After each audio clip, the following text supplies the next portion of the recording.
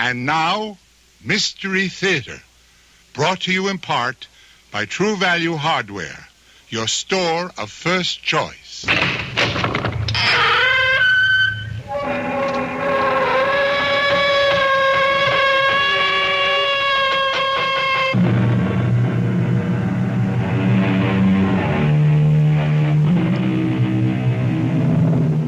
Come in. Welcome. I'm E.G. Marshall. Join me for an interlude in suspense, laden with a chilling fear of the unknown and the unexpected. Out there, in what we are pleased to call the state of nature, the strong kill the weak. Fang and claw provide the only law. Well, man, as you know, is a natural animal. But for countless centuries, he's been trying to change all that, with indifferent success on the whole. But there is hope, because man, after all, has a thing called a conscience. And it works. Not always as promptly or completely as all of us might wish, but it works. And sometimes it may start working before we're even aware of it. Yes, you've always helped me, Walter. You've always been there when I needed you. I wouldn't be alive today if it weren't for you. Well, then why, George? Why are you so angry? I'll tell you why. It's because you're so smug, so righteous, so much better than me. Am I? When did I ever throw any of it in your face? You don't have to. You know, that's all. You just know. I can see that air of superiority oozing right through you. I'm sorry, George. So am I. But you have just done me your last good turn. George, what are you doing with that gun? What do you think? I'm going to kill you.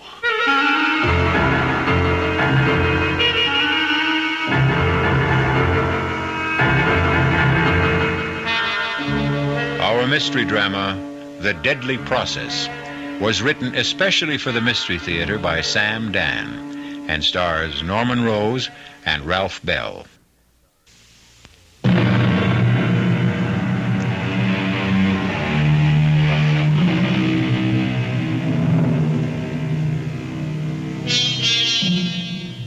Sometimes a reunion can result in a most traumatic experience.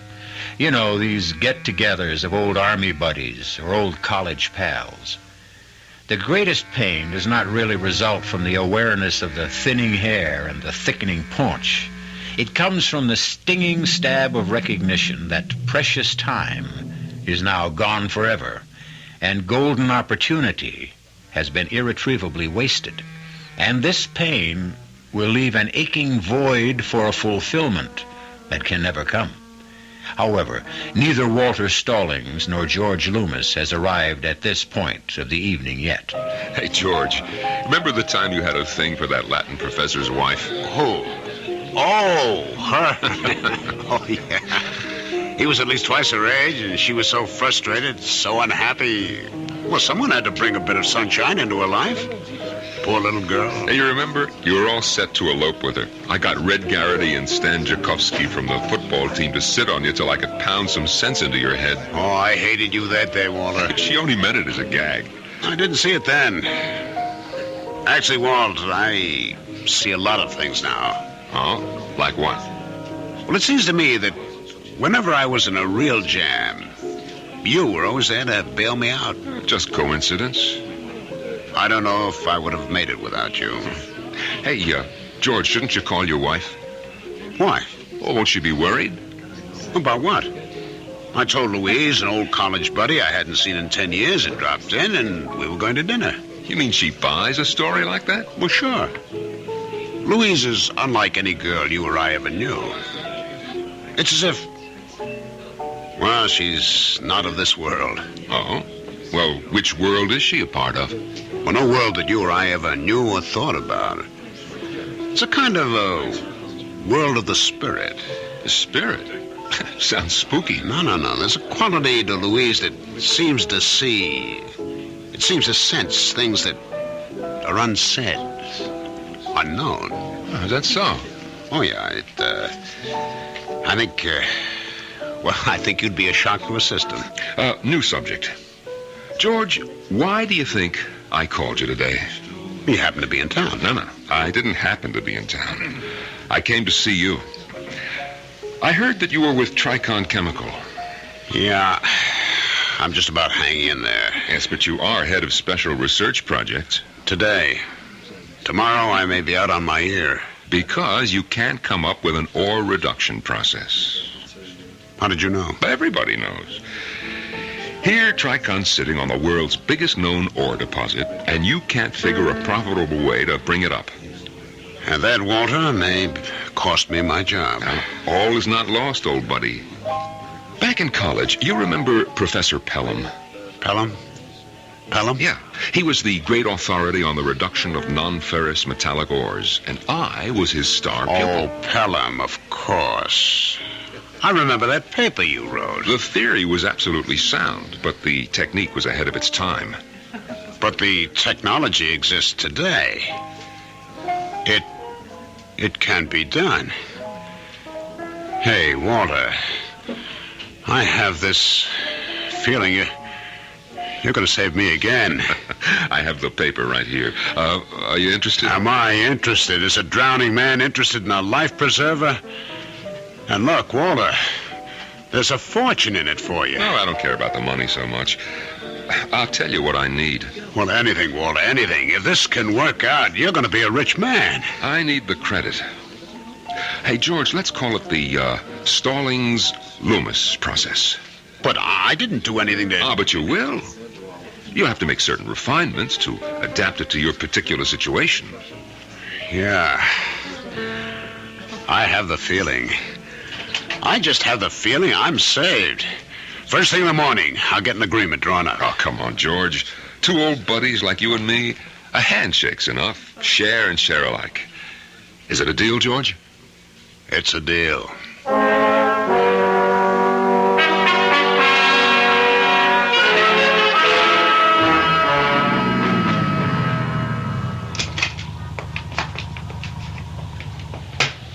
Mr. Loomis? George Loomis? Who are you? Call me, Mr. Even. Even? Yeah. It's because of what I do. Well, what do you do? I even things up. I don't think I understand. Well, you borrowed some money from some pals of mine. I beg your pardon? And things are kind of shaky. See what I mean? I'm afraid Come on. It's late at night. You want to get home, I want to go home. So these pals of mine naturally eats a lot of dough when they feel consigned. I'll repay the money. These pals of mine, they keep an ear to the ground. They hear things. They hear you may be losing your job. Well, that's ridiculous. Well, that's not for me to say. My pals just want you to know that the dough has got to come through on time, one way or another. Well, you tell your friends that there's nothing to worry about. Not anymore.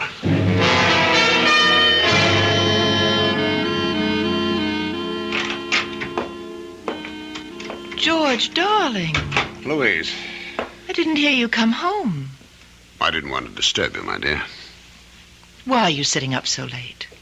I'm working. Well, you can come to bed now, dear. Well, I haven't finished. George, dear, I know that you've just seen the answer. The answer? The answer to the problem that's been plaguing you for so long. How do you know?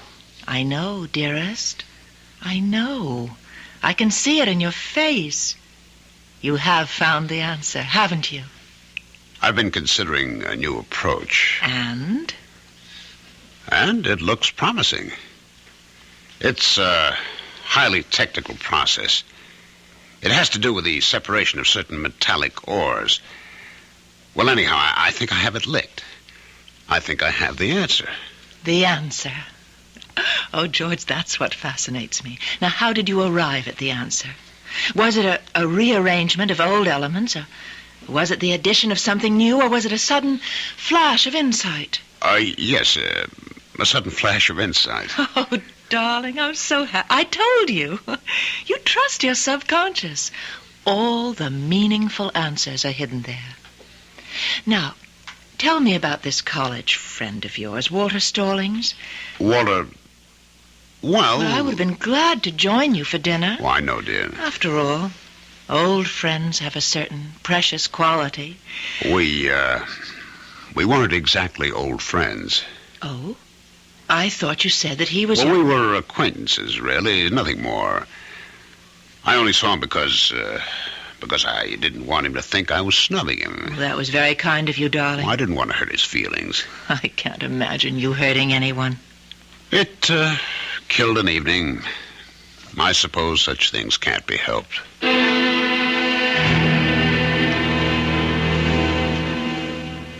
We can expect a production schedule to be set up for the period from the 15th through... Miss Dawson, you'll have to check that date, and with Kelsey and his people, they have those dates. We must also make sure... Oh, George. Hey, Walt. Nice day. Let me shut this thing open. How did I get in here? Well, let's say I sweet-talked that receptionist into looking the other way. I promise you won't fire her. I promise. You are a hard man to see, Georgie. Well, we're swamped here. But I sent my name in. Well, as you can see, I'm dictating. My regular girl is out sick. Yeah. Well, George, how we doing? Process-wise, you know, the Stallings-Loomis process? It's in the works. The works? Well, as you know, the theory is 100% sound. Now, what manufacturing is doing, they're setting up the cost estimates. Well, how long do they sit on it? Well, a couple of weeks, a month, who knows? Yeah. Well, I just dropped in, you know. Sure, I know. And as soon as you get the word... You'll be the first to know. Oh, that's great. Hey, look, how about some lunch, huh? Oh, we're in such a hassle here, Walter. There's hardly time to grab a sandwich at the desk. As you said, George, it's worth a fortune. You know what I'm going to do with my half? What? Nothing. Just sit on the beach and count the waves. I'll have a couple of girls to help me keep score. And champagne. Well, you'll deserve it. I'll be in touch. Oh, it occurs to me, you don't know where I'm staying. I'm at the City Line Motor Inn. Oh, well, let me write that down. Yeah, okay. And, look, I really should meet Louise. I'll be on my best behavior. Well, let me check with her and find out what night she's free. Loomis, George Loomis, let me be the first to shake your hand. Mr. Barker. George, it works. It works. And when you see the bonus you're in for, well, we can talk about that later. The technique works, and we'll call it the Loomis reduction process. Hey, wait a minute. Who is this, George? My name is Walter Stallings, and, well, if you're saying what I think you're saying, that's my process you're talking about. George, what is this man saying? Mr. Barker, he just broke into my office. He's been threatening... George, what are you saying? Well, who is he? Do you know him? Does he know me? We were roommates at college. What's going on here? I can explain everything, Mr. Barker. George, what are you trying to pull? I knew this man, Mr. Barker, a long time ago at school. He was George! He was always a little bit off. This process, this ore reduction process, it is mine. I created it. It belongs to me. Now, Walter, you simply can't go around having these tantrums. Let me call security. We'll have this man removed. But it's mine. It belongs to me. I discovered it more than 10 years ago.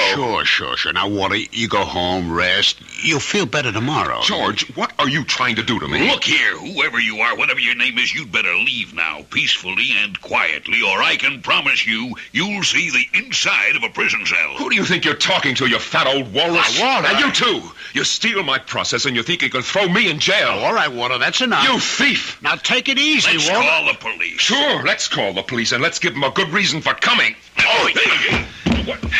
And now, for you, fatty. Back to you, George. Now, you get up. All right. You haven't had enough. You're crazy. George, why? Why are you doing this to me? Why are you doing this to me?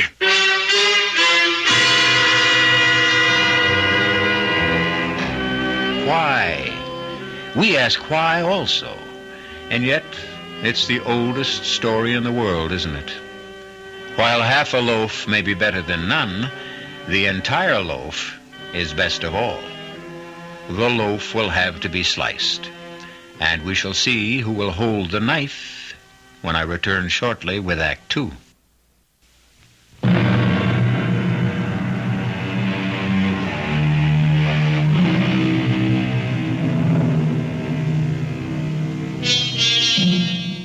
In a general way, one should have faith in humanity and trust in one's friends. It's when we leave generalities and come down to specifics that the rub comes in. Walter Stallings trusted George Loomis, and when the dust had settled, George had stolen Walter's valuable industrial process, and Walter was jailed for disorderly conduct when he protested such shabby treatment. Is there no justice? It all depends on what justice really is. More coffee, darling? Half a cup, maybe. I should be leaving for the office. George, what's this in the newspaper? What? Where, dear? Darling, it mentions your name. Chemical company executives in brawl? Oh, that, I should have looked at the paper and sipped that thing out. Why? What is it? Well, I know how upsetting things like this can be. George, to you. what does this mean? It means, darling, that people in Mr. Barker's position, my position, can often be at the mercy of every nut, every crank that comes down the pike. Dearest, I don't understand. It says that you stole that process from Walter Stallings. No, dear, it doesn't say that. It says Walter Stallings claims I stole it. But it says right here... There are 4 paragraphs in the story. 3 of them are concerned with what Walter Stallings claims. Notice the sympathetic tone.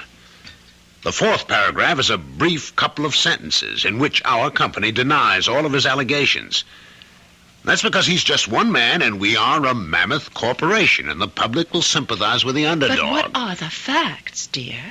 I mean, you did meet with Walter, let's say 10 days or 2 weeks ago. Of course. Well, what happened? We chatted. Was the process mentioned? Well... And did it have anything to do with the meeting you had with Walter? Yes, we were just sitting around trying to make talk. But did you talk about the process? Well, let me tell you how. And he said to me, I hear your company's having trouble trying to reduce some ores. And I said, yes. And he said, I'll bet you don't remember. And I said, remember what? And he said, oh, you did a pretty good paper on that back in college. And suddenly... Yes, dear? Well, suddenly it all came back to me. Just like that. What did? A theoretical problem I'd once solved in an exam. Isn't it remarkable, darling, how quickly we forget so many of the basics? And that's the process that he's talking about. Yes, dear, that's the process. But why should he claim that... Oh, well, darling, he's a peculiar person. He always was. We were at school together. I got somewhere he didn't. Well, I think it's awful. Well, look, I'll tell you what I'll do. After he cools down, after a couple of days in jail, I'll put up his bond. Oh, George, that would be so kind of you. And I tell you, I think ethically he's entitled to something. Oh, I'm so happy you feel that way. Well, I admit I was stumped, up against it. He did contribute something. He reminded me that I had the answer. In that sense, he helped me find it. And in that sense, morally, he's entitled to a finder's fee. When I get the bonus, I'll give him a few $1,000s. Oh, George, I love you so much.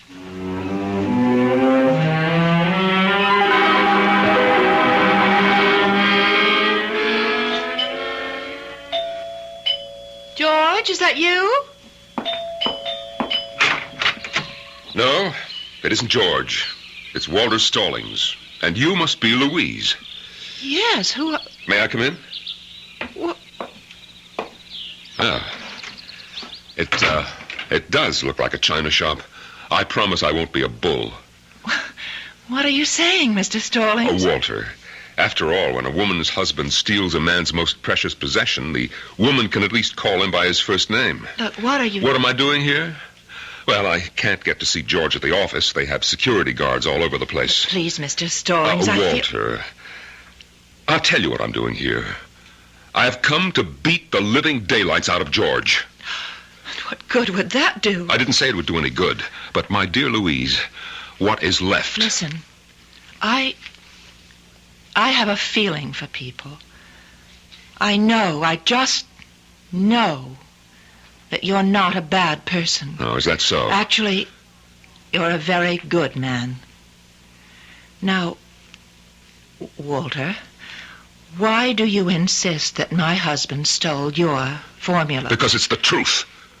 I cannot believe that George, who's so gentle, so kind and sensitive, could think of behaving in such a despicable manner. I guess you believe that. Oh, yes, it's a lovely little place you have here. Everything seems so delicate. It's peaceful. It's a world of its own. Well, I hope the real world never breaks in here. But it has broken in. Well, I'm sorry. May I get you a cup of tea? Tea?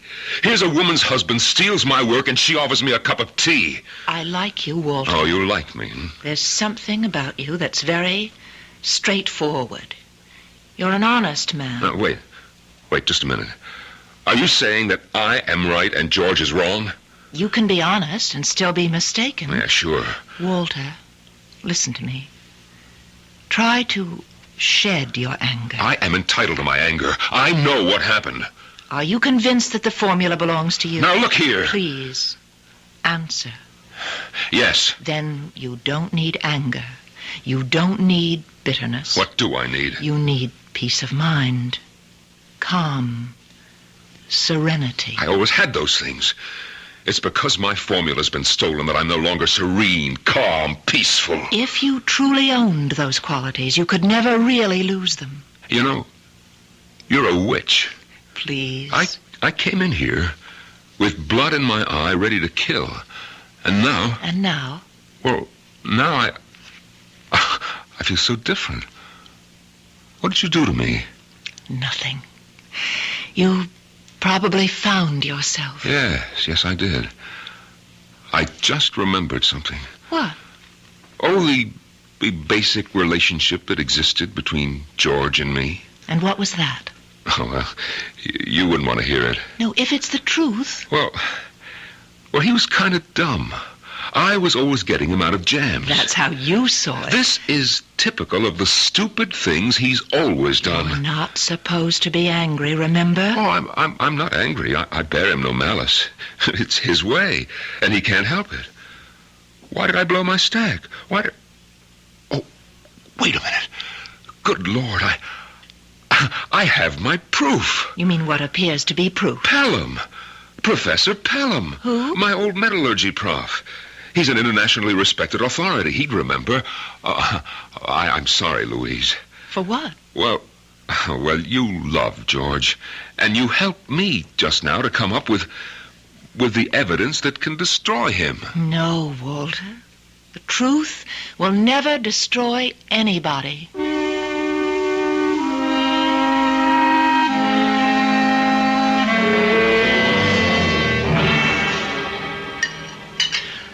I had a visitor this afternoon. As a matter of fact, he just left. Oh? Walter Stallings. Walter... He's really a very sweet person. Louise, the man is violent. No, he's just troubled, confused. Look, if he even made so much as a hint of a threat... We became friends. I don't believe it. Why not? He's just a nice man. Oh, darling, you don't know anything about... About what? About the real world. Dear, why do you keep insisting I know nothing about the real world? I'm very much aware of it. He's hysterical, unstable. He could have beaten you. There's only one way to treat wild animals. Oh, and what's that? Lock them up. In the first place, he's not an animal. Secondly, locking people up never solves anything. And thirdly, we found a way to handle the problem. You what? He must be made to face reality. And reality is that he must give up these hallucinations that the process belongs to him. Well, I agree with that completely. Now, he happened to mention an old college professor. Who? Oh, what was the name again? Pelham? Pelham? Yes, he said that Pelham could vindicate him. He said that? Well, of course, we know it's impossible. Pelham will disillusion him. Well, Professor Pelham will, won't he? Well, of course. And thus, Walter will have to face the truth. I gather he respects Pelham, and Pelham has no ulterior motives, so he'll have to accept Pelham's word. So you see, my darling, these things always work themselves out. You don't need violence, force, Where are you going? Oh, I forgot to tell you. I'm due back at the shop. You have to work again tonight. I'm afraid so. Oh, well, try not to stay too late. Well, I mustn't make a promise I can't keep. I'm afraid I'll be out very late.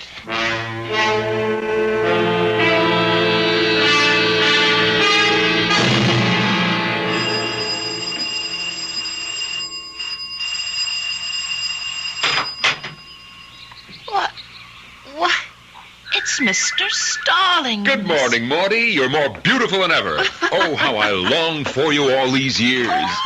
You're still full of your old nonsense. Can I have a cup of coffee with the professor?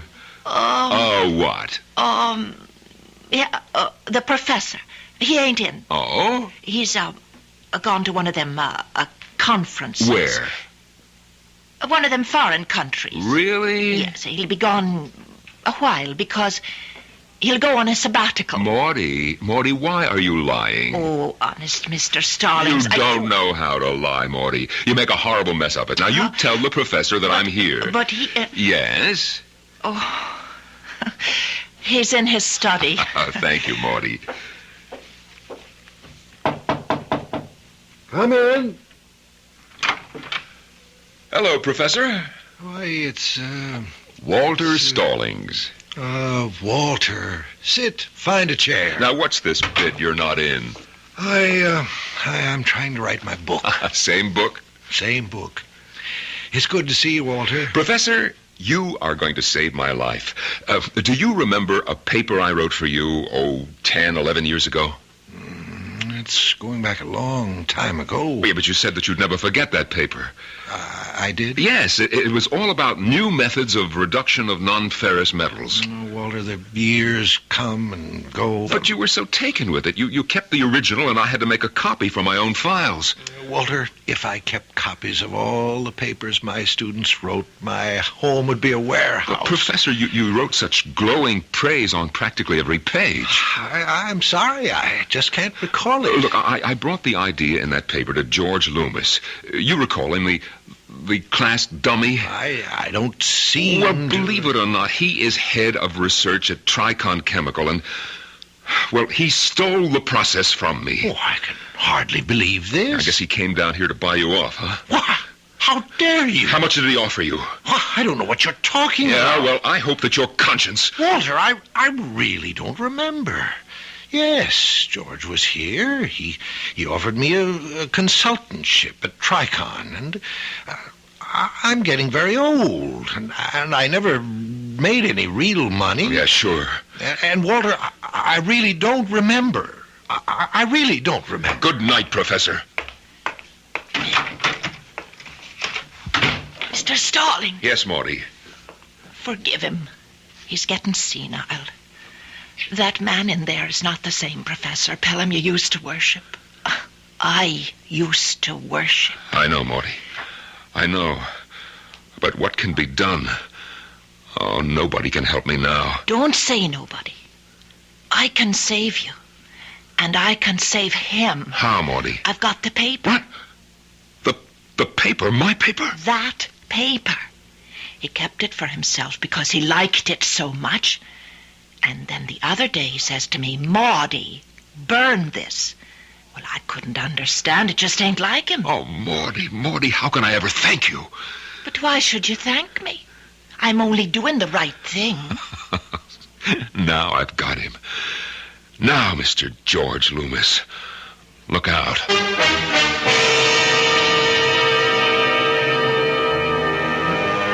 He stands there, Walter Stallings, holding a sheaf of technical-looking typewritten pages. A treatise written with youthful enthusiasm as part of a college exercise. And now, It determines the profits of $1 billion international corporation and the lives of at least 3 human beings. We'll see where the process leads us when I return shortly with Act 3.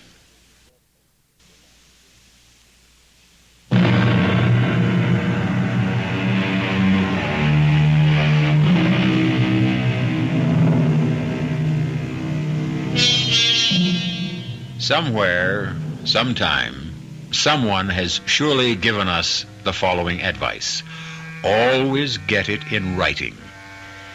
So much of the anguish of this world results because we fail to heed that advice. Walter Stallings had a problem because he didn't get an agreement from George Loomis in writing. However, luckily, miraculously, somehow, Walter has managed to come up with the most effective writing of all. Come in, George. Sit down.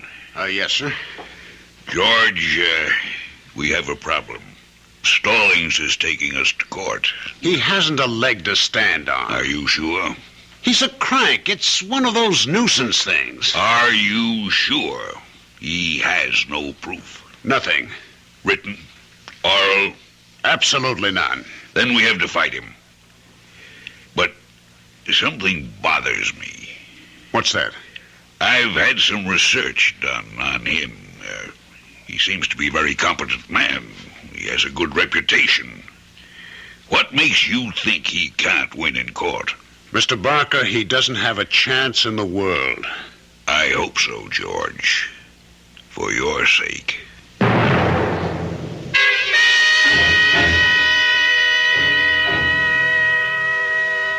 Who, Miss Dawson? No. I won't see anyone. Just tell him I'm out of town. Hello, Now, look here, Mr. Mr. Even. You still owe my pal some money. Look, I received a promotion. I'm getting a bonus. Yeah, that was as of yesterday. But I am getting a bonus. Yeah, but today is a lawsuit. Oh. Yeah, oh. Well, what does it mean? Big corporations are constantly being sued. Regardless, if this guy wins... He can't win. If he wins, where would it leave you? Out of a job and broke. You see the position I'm in. As a starter, I'd have to bust your legs. Well, he can't. He what? Can he win? He has a chance. Okay. So now I know where we stand. I know what I gotta do. I may be wrong. He has to have no chance at all.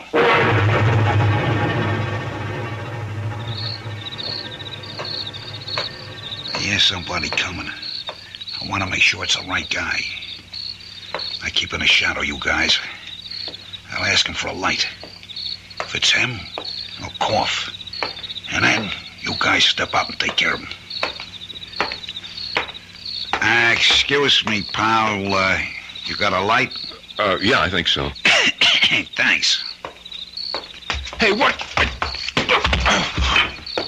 Chester, hand me his briefcase. I'll see if he's got something interesting in it. Don't take any dough, nothing from his wallet. We gotta make this look like an automobile accident. Just let him lay there. Poor guy. He was crossing the street and some hit-and-run driver knocked him off.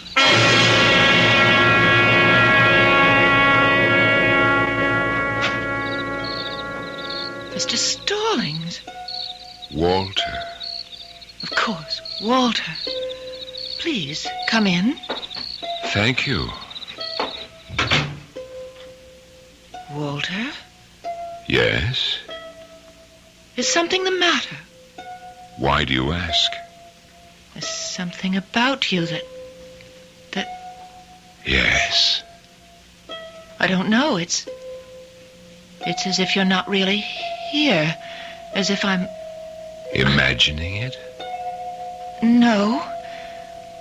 This isn't a dream or a delusion. I'm awake. I know I'm awake. Look. Hold out your hand. I'd like to touch you. Walter, let me touch your hand. Walter? Walter? Where are you?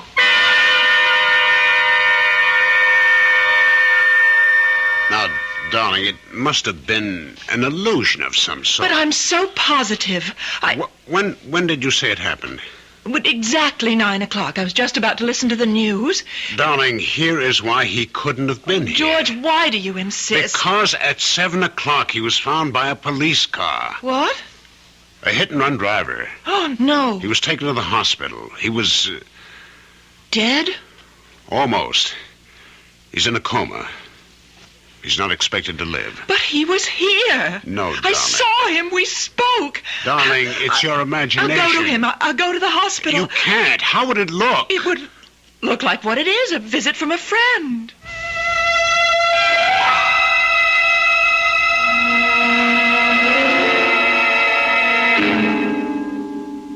Walter? Walter? He can't hear you, Mrs. Loomis. He can, Doctor. He can. And I can hear him. Louise. Yes, Walter. I had to leave you before because I wasn't dead yet. What are you saying, Walter? Mrs. Loomis, he isn't saying anything. Louise, I have to see George. When I'm dead, he mustn't worry. I'll still help him. Of course. You'll help George. I've always helped him. I'll still help him after I'm dead. Walter. Oh, Walter. Mrs. Loomis, you must leave now. After I'm dead, I'll come back for George. Mrs. Loomis. Yes. Goodbye, Walter. Goodbye for now. Doctor. I'm sorry, but there isn't a chance in the world. He can hang on for minutes, days, but we can't save him. But I was just talking to him. You heard. I heard nothing. He wasn't saying anything. But I heard him. I heard him. Mrs. Loomis, it's just your imagination.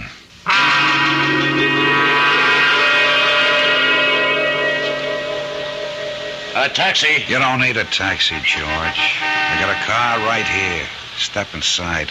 Where did you come from? We won't take up too much of your time. Let's drive through the park, Chester. It's such a nice day. What do you want? I've paid off your friends. I got lots of friends. I got a friend who tells me if he could get his hands on Tricon's proposed development program, it would be worth a fortune. Certain people.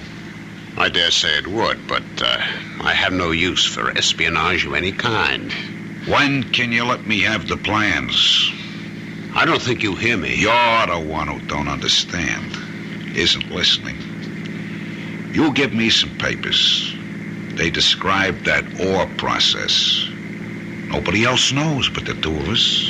You can't keep asking me to do anything like that. You can't. Now, sooner or later, I have to be caught. You know what that is, Georgie? That's life.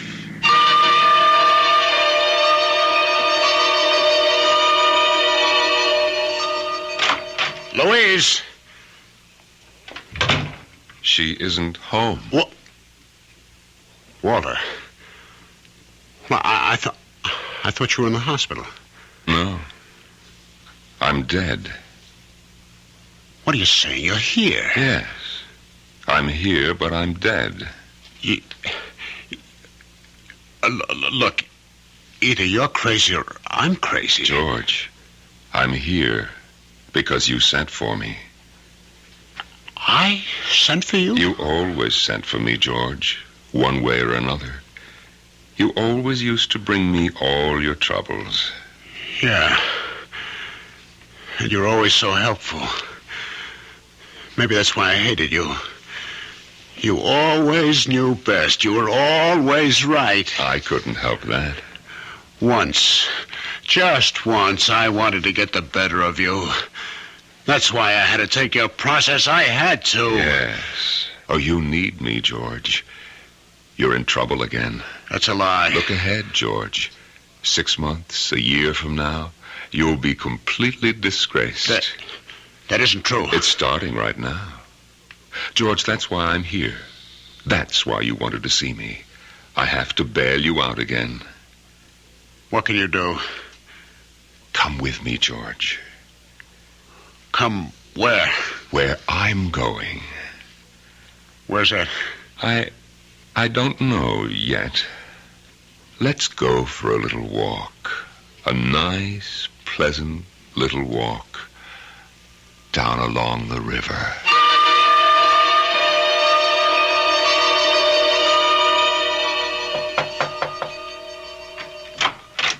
Mr. Barker. May I come in, Louise? Please do. Where's George? Well, I know he was home this afternoon.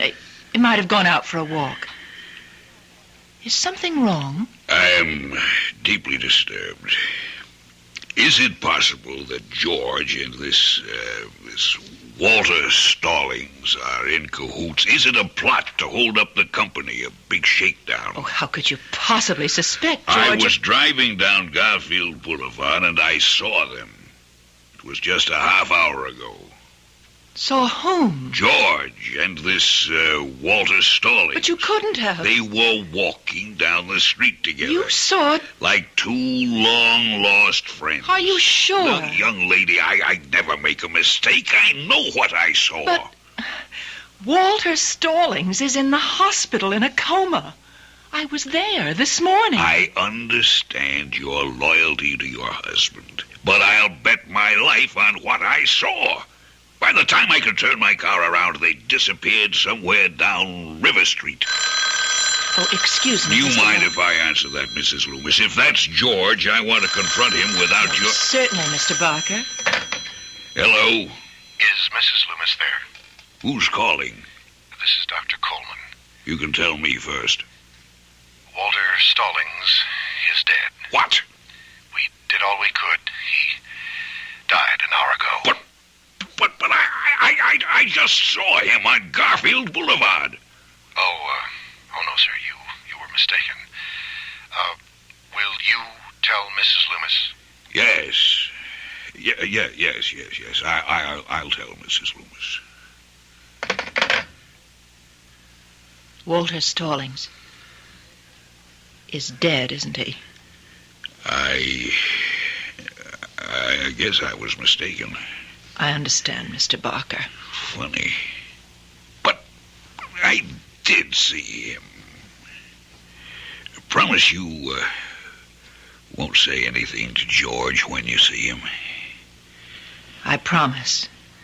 I won't say anything to George. If I see him.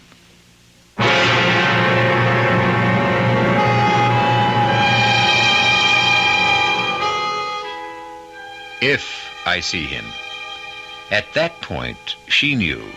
She knew what you and I have already suspected, that she wouldn't see George again.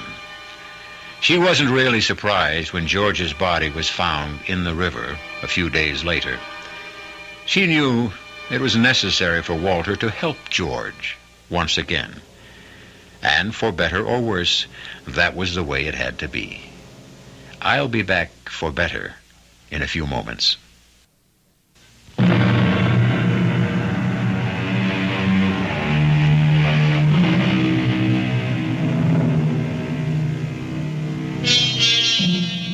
George Loomis, Walter Stallings. A bond, a mysterious, unbreakable bond forged between two men. Neither asked for it, neither even wanted it. But in life and in death, they would be inseparably linked. And talking about the bonds that link, we hope you'll be bonded to your set for the next mystery tale. Our cast included Norman Rose, Ralph Bell, Marion Seldes, Bob Maxwell, and Jackson Beck.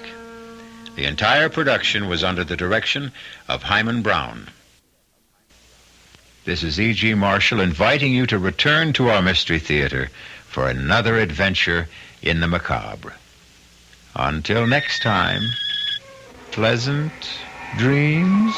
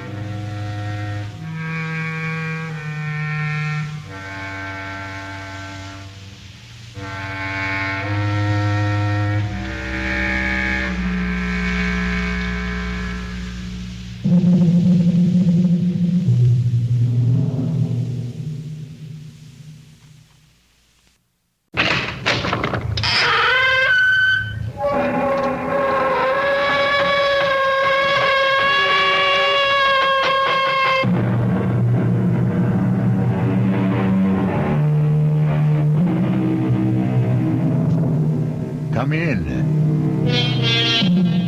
Welcome. I'm E.G. Marshall. I'm so glad you're here. You, in person, in the flesh, bone, blood, and tissue. It's all very cozy, very comforting to think of you listening at your ease to the weird little tale we're about to bring you.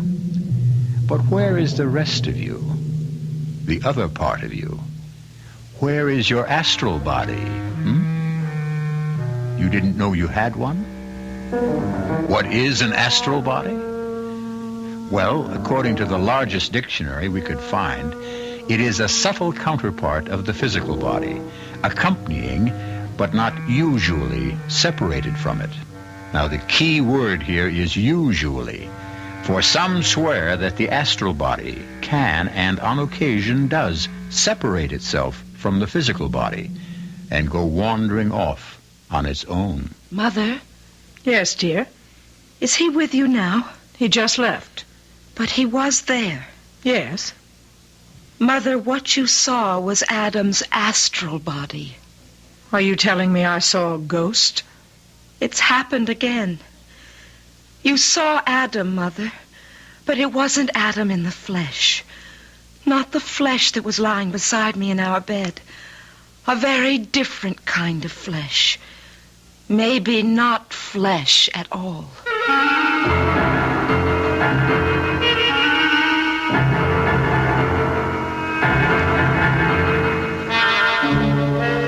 Our mystery drama, Adam's Astral Self, was written especially for the Mystery Theater by Elspeth Eric and stars Michael Wager and Jennifer Harmon.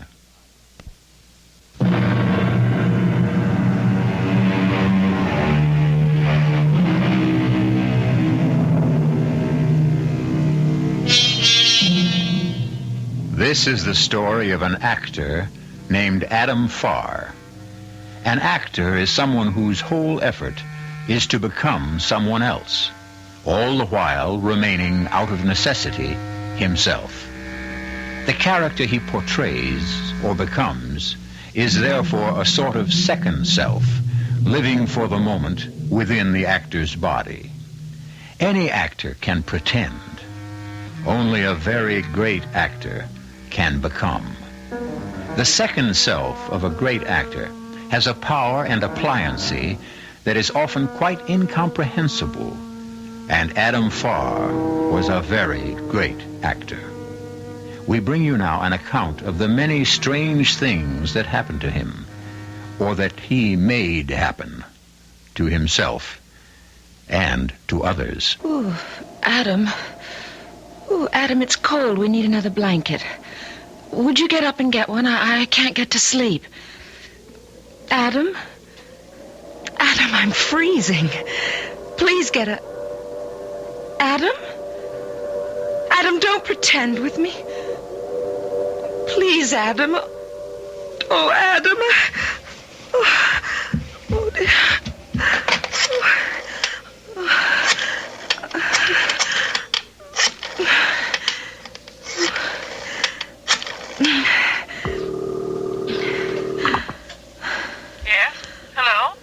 This is Tessa, Mother. Mother, I can't wake him up. Adam? Of course, Adam. What do you mean you can't wake him up? What I said. He isn't sick, is he? I don't think so. He looked all right when he was here. What's that? What did you say? I said he seemed all right when he was here. He was at your house? He stopped by for a minute. When was this? A little while ago. Matter of fact, he just left when you called. Mother, I'm coming over. I need to talk to you. It's kind of late. I'm getting dressed and taking the car. I'll be there in a half an hour. Adam? Adam? Oh, it's happened again.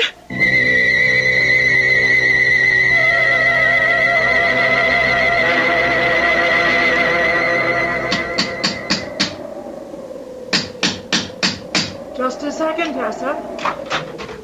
Come in, darling. Sorry to disturb you, Mother. That's all right. Give me your coat. I'll hang it up. Is it snowing? No, but it's about to. Come, sit down. I've got a fire going. Now, what's got you so upset? When was Adam here, Mother? I told you on the phone about an hour ago. He was only here for a minute or two. I was at the piano practicing some Chopin etudes. I looked up, and there he was. I must say I was surprised to see him so late at night, and such a bad night at that. But he smiled at me and motioned me to go on playing. And I did, and then we exchanged a few words. What did Adam say? Heavens, I don't remember. Tessa, what is it? What's the matter? It may interest you to know that Adam was in bed with me, in our bedroom, in our house, the entire time. Since right after dinner, lying right beside me. He must have got up after you went to sleep. I didn't go to sleep. We had a late dinner, then I cued him in his lines for the new play, and then we went to bed. A little later, I felt cold. I couldn't get to sleep. It was so cold, and I asked him to get up and get an extra blanket to put over us. I couldn't rouse him, and that's when I called you. He was here. I saw him. What you saw, Mother, was Adam's astral body. Are you telling me I saw a ghost? You saw Adam, Mother, but it wasn't Adam in the flesh. Not the flesh that was lying beside me in our bed. A very different kind of flesh. Maybe not flesh at all. Anyway, that's how Adam explains it. Explains what? It's not the first time it's happened.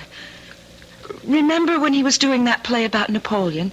He went to Corsica to see where Napoleon was born. I don't remember Adam going to Corsica. He didn't go to Corsica. He was rehearsing the play. He projected himself to Corsica. Astrally. You mean he imagined himself in Corsica? He went to Corsica. How could he if he was here?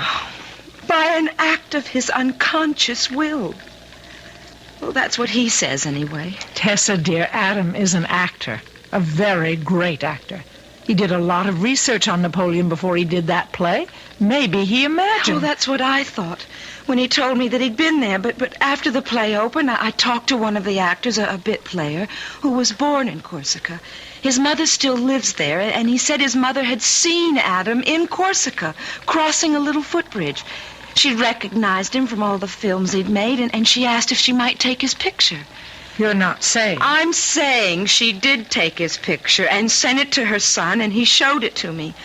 A picture of Adam standing on a little footbridge in Corsica. You recognized him? It really was Adam? It wasn't a very good picture, but it was Adam, all right. I showed it to him, and he said yes, he remembered the bridge and the woman, and having his picture taken, he said he was there. I said I didn't believe him. The man in the picture must have been his double, and he laughed and said, yes, it was his double, his etheric double. In other words, his astral body, a spirit body shaped just like his own physical body.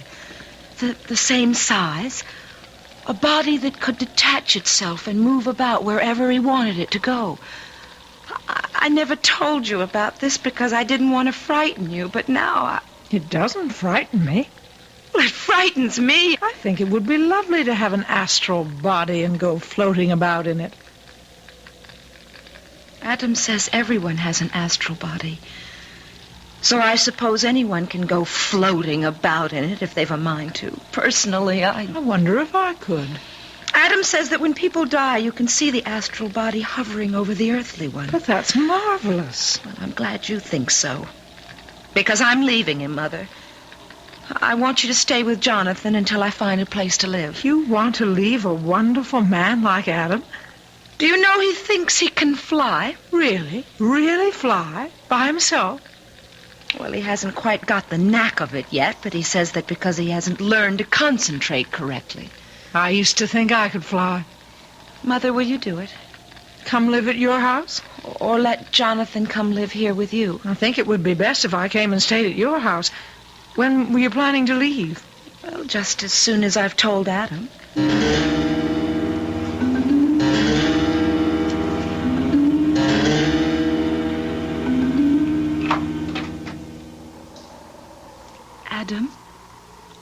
Adam, wake up. Oh, what time is it?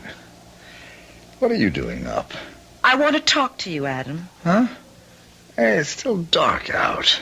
I'll turn a light on. Got your clothes on. Where have you been? Or are you going someplace? I've been at my mother's house. You went to see Maida? What for? Adam, were you at her house earlier this evening? Yes. I was there for a minute. She was playing a Chopin etude, one I liked. I wanted to hear it more clearly. You knew she was playing Chopin before you went to her house?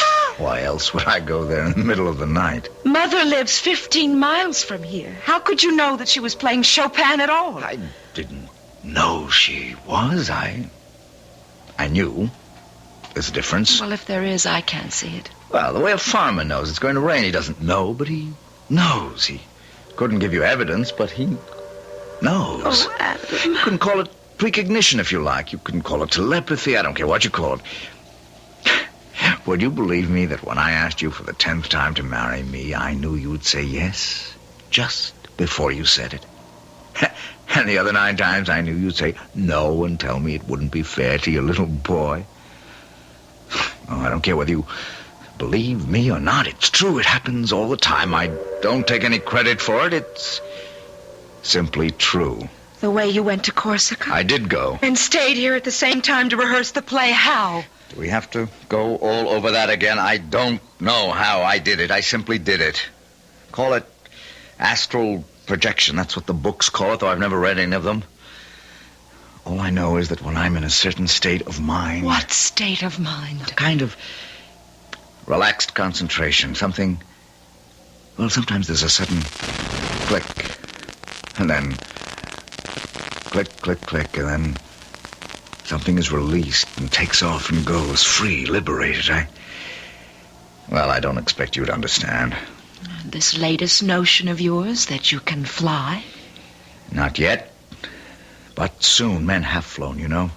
You've heard of Peter of Alcantara, haven't you? The great Spanish ascetic. He flew over the tops of trees whenever he had a mind to. And Joseph of Cupertino, the flying monk. Everyone's heard of him. 17th century. A Capuchin.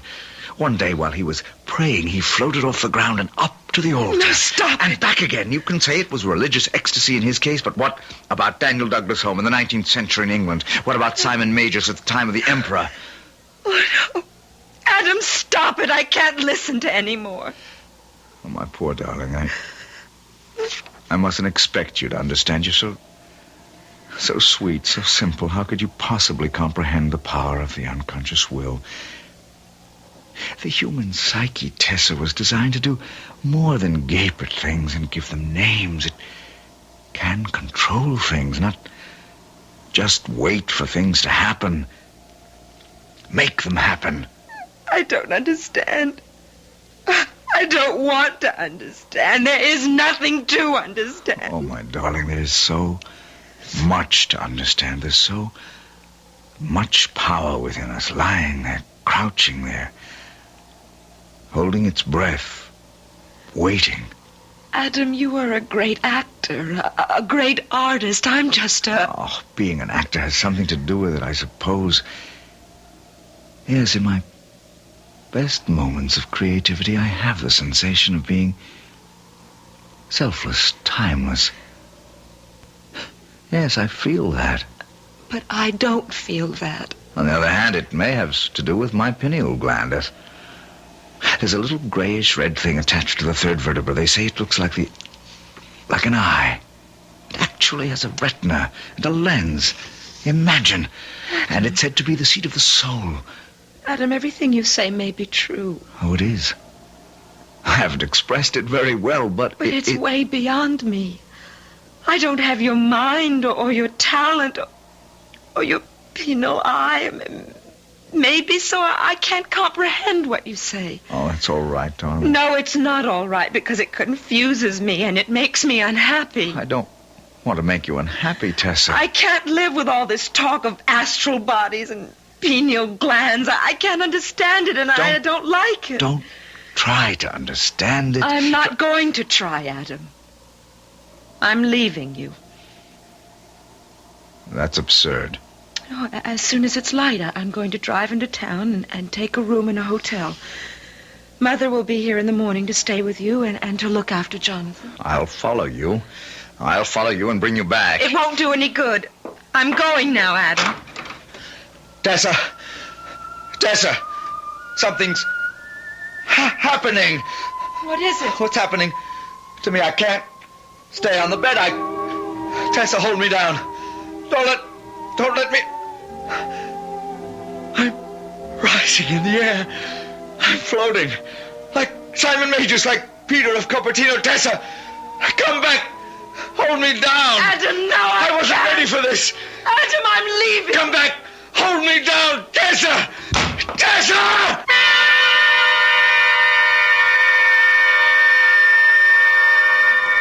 But Tessa has gone, and Adam continues to rise steadily from his bed.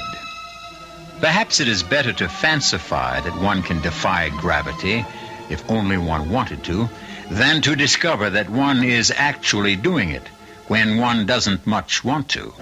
We'll return shortly for Act 2.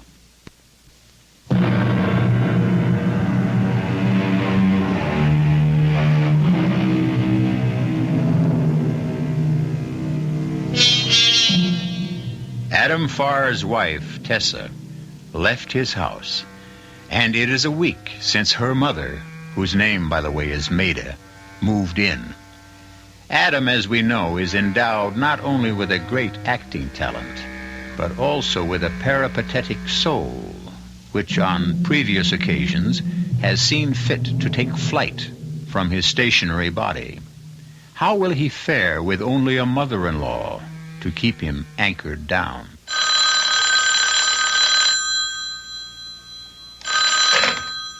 Mr. Farr's residence. Mother? Tessa, I thought you'd never call. Where are you? Well, that's what I called to tell you, but I don't want Adam to know. Well, Adam's upstairs. I hope he hasn't picked up the extension. He never does things like that. Are you all right? I'm fine. I'm in a motel about a mile out of town on Route 9. The Valley Motel, Cabin 6. Is it a nice place? Nice enough. There aren't very many people here. It's out of season, but it's okay. How's everything with you? Oh, all right. A little tense, maybe. Adam goes into rehearsal next week, you know. I know, that always makes him tense. But he's managed to stay in his physical body, if that's what you're worried about. Well, I wasn't worried exactly. I just wanted to be sure you were all right. And Jonathan, how's Jonathan? Jonathan's fine. Has he asked about me? I told him you went on a little trip for your health. Tessa, I'd better hang up. I think Adam's coming downstairs. Okay. Was that Tessa? Were you listening in on the bedroom phone? I wouldn't do a thing like that. That's what Tessa said. So it was Tessa. Well, yes, it was. Did she say anything about coming back? No. She's with a man, Maida. No, she's not. I saw her. You couldn't have seen her. You don't even know where she is. In my mind, I saw her with a man. Well, your mind is mistaken. It never is. Maida, I need her back. I go into rehearsal next week. She knows that. Maybe she's forgotten. No, she hasn't. Did she say something about it on the phone? No, but I did. You do realize how important it is to have her back with me before rehearsals start, don't you, Maida? I suppose I do. It's vital. Well, maybe. Maida, do you feel well? Me? I feel fine. You don't look well. You look as though you're coming down with something. Well, I'm not. It must be this terrible weather we're having. I don't mind it. Drafty old house. This is a nice house. God bless you. I've always liked this house. You're catching a cold. I'm not. Adam, what are you trying to do? Don't you see, if you were to get sick, not seriously sick, just a little sick, Tessa would come back. Please, Maida. You want me to catch a cold just to bring Tessa back to you? If only you would, please, Maida. Don't you... Well, I won't. See? It's gone already. I'm fine. Adam, did you give me that cold? I mean, did you wish it on me? I was thinking how nice it would be. Just a little cold, Maida, nothing serious, just a sniffle or two.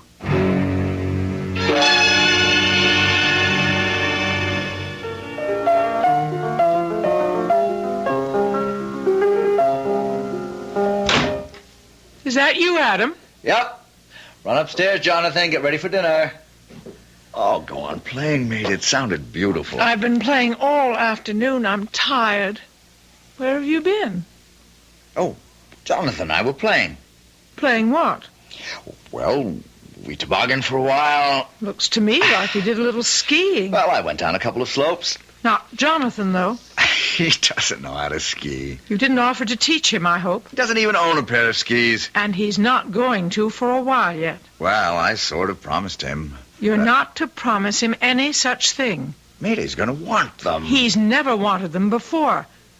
Adam, did you try to talk him into learning how to ski? Did you? He is old enough. Did you let him use your skis? No. If you did... I just let him stand on my feet while I was... You didn't. He was perfectly safe. I held on to him. What if you'd fallen? Jonathan could have broken an arm or a leg. He could have been Oh, killed. not killed, mate. I'm a good skier. Oh, just a broken bone or two. Is that your idea? At his age, it wouldn't have been serious. And a cold at my age wouldn't be serious either. Well, no. But either one would serve to bring Tessa home. Is that it? Made a rehearsal start next week.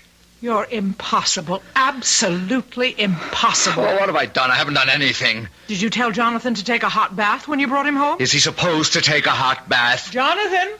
Jonathan, you're to take off those wet clothes and get into a hot bath. You hear? I didn't do anything.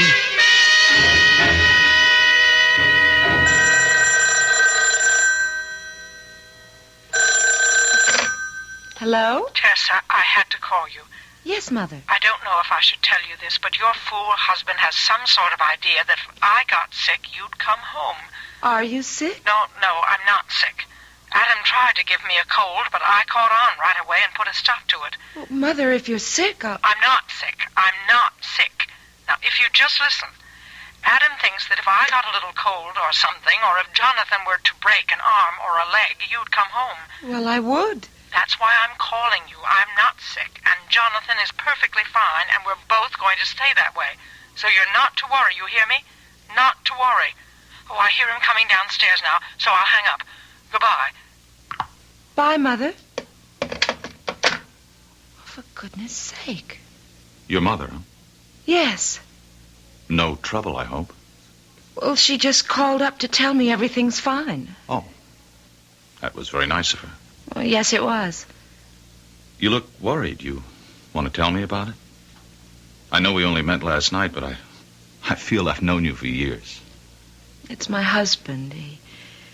He goes into rehearsal next week, and he's always a little, difficult just before he goes into rehearsal. He's a marvelous actor. Yes, he is. I remember him in that play about Napoleon. The Man from Corsica. Yes, I saw it twice. Then he made the movie. I saw that 3 times. And all his other plays and all his pictures. Oh, my, what an actor. Yes, what an actor. It must be fascinating to live with a man like that. Fascinating? Well, what a personality. Wow. Yes, wow. Makes me wonder how you can stand spending time with somebody like me. I mean, what's the percentage? Why, Philip, you're a very nice man. Very, very nice. Oh, yes, perhaps, but next to your husband... Why do you have to say next to my husband, next to anybody? Why can't you be all by yourself? You're good enough. Oh, I don't know if I'd go that far. I would, anytime. Speaking of next to your husband, you know, I was there last night. What? You were there? Yes, standing right next to him. In my dream. I had a dream about him. Of course, I recognized him right away from his movies and all, but I must say I never thought I'd meet him. Not even in a dream. What happened in the dream? Did he give you his autograph or what? No, nothing like that. Not much of anything happened. I was right here in this room, or maybe it was in my own room. These motel rooms all look alike, and I turned around and there he was. Oh, I was so impressed. Even in my sleep, I was so impressed I couldn't get my mouth open to say anything. I just looked at him. And he looked back at me and... oh, boy.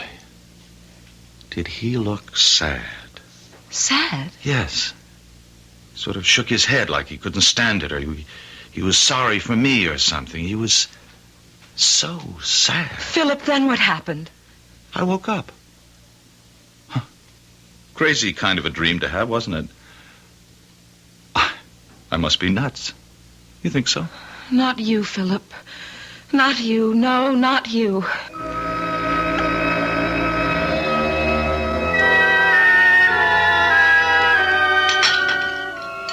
Bring your coffee into the living room, Adam. There's a fire going. Terrible weather. Absolutely terrible. You feeling all right, Neda? I feel fine, so don't start that again. I just asked. Jonathan is fine, too. That's good. Here's your coffee. Whatever gave you the idea you could make either one of us sick? Just by thinking of it. Oh, not really sick. Just a little... Just enough so Tessa would come back. Yes. How did you figure she would know? Oh, she'd know. We don't all have your psychic gifts, Adam.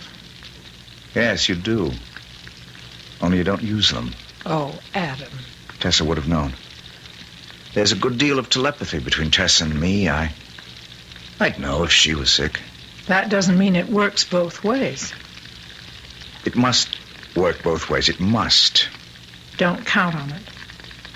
Mate, if I could only convince you. There's a huge reservoir of feeling in us all. And that feeling is full of power and resources, cleverness, inspiration. Every man and woman alive possesses it, not just geniuses and mystics and philosophers. Everyone has it. The meanest of us. But most of us won't use it. We let it lie dormant while we coast down the slide of our humdrum days toward the grave. You may have it, Adam. You are, after all, a very great actor. I don't act by myself. I don't act for myself. I act in front of people, for people, and they react. Something profound in me is rousing something profound in them. The thing that's in me is calling to the same thing in them. Oh, what's the use? You don't want to understand. It's all so futile and so tiring. Adam, I may as well tell you. I phoned Tessa and told her. Told her what? Your little plot to make me come down with something, or Jonathan. I felt she should know. That's all right. You thought you were doing the right thing. I'm glad you're not angry. Doesn't make any difference. It's perfectly clear my powers are failing anyway. If they weren't, you'd have got sick or Jonathan would have had a little accident. And Tessa would have come home. No matter what you did or didn't do. You mean you're beginning to lose faith in yourself? I guess I am.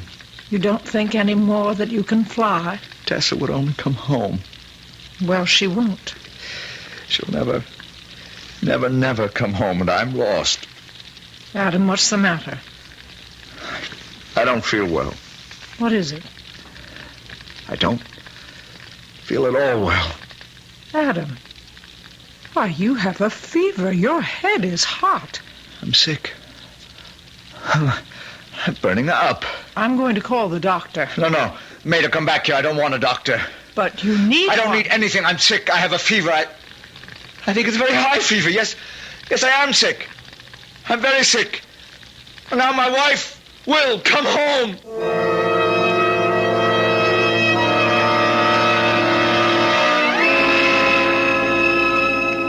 We all know there are people who will do anything to get what they want. They'll lie, they'll cheat, they'll steal, they'll even murder. And if everything else fails, they'll get sick. Such a one is Adam Farr, the great actor who is now not acting. Not with a fever of 105, he isn't. I'll be back shortly with Act 3.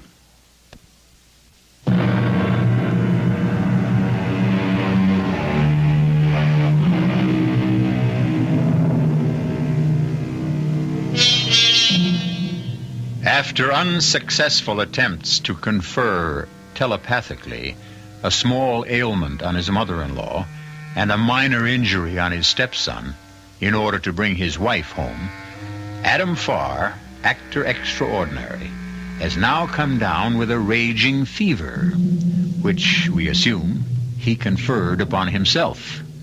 Where there's a will, there's a way. And Adam Farr has a very powerful will. Do try to lie still, Adam. I want to change the compresses. Rehearsals. Next week, rehearsals. I start rehearsals. If you don't let me take care of you, there won't be any rehearsals, so please lie still. Tessa, I need you. Tessa, come home to me. Tessa. I'm dying. Adam, let me call a doctor. Not yet. Not till Tessa comes home. I'm going to get some more ice, Adam. Will you be all right? I'll be all right when my wife comes back to me. I'll fly to meet her. You'll do no flying of any kind. You're weak as a kitten. Now lie there quietly if you can while I get more ice for the compressors. Maida, don't leave me. I'll be right back. I think she's coming home. Tessa, are you coming home? Yes, you are on the way. You're driving along the road to our house. Oh, drive carefully, my precious. A little faster. But carefully, my love, carefully. Yes, that's it. The turn is up ahead. You haven't forgotten it, have you? That's it, now. Up the driveway between the rows of fir trees that we planted ourselves. Now, slow down for that last curve. Now, stop. You are here. I knew you'd come. Oh, I knew it, my love. I'll fly to meet you. This is the moment for me to fly. Wait for me, my love. Out of bed. Over to the window. Wait. Lord, how weak I am, but it won't be easy to fly. Float through the window, straight down to you. You're getting out of the car now. Yes. The window's closed. Wait, my darling, I've only got to open it. Why doesn't it? Oh! And I've locked. No. There it is. I think I've got it.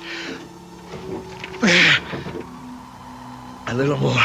And I'll fly out the window and down to you. A little bit more. Oh, Tessa.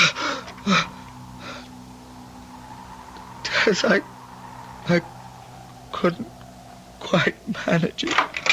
I had the Adam, you got out of bed. Are you all right? Yes, all right. Whatever possessed you? Answer the door, Maida. Let me help you up. Leave me here and go answer the door. What? There is someone at the door. No, there is not. Tessa. Tessa's at the door. Go, let her in.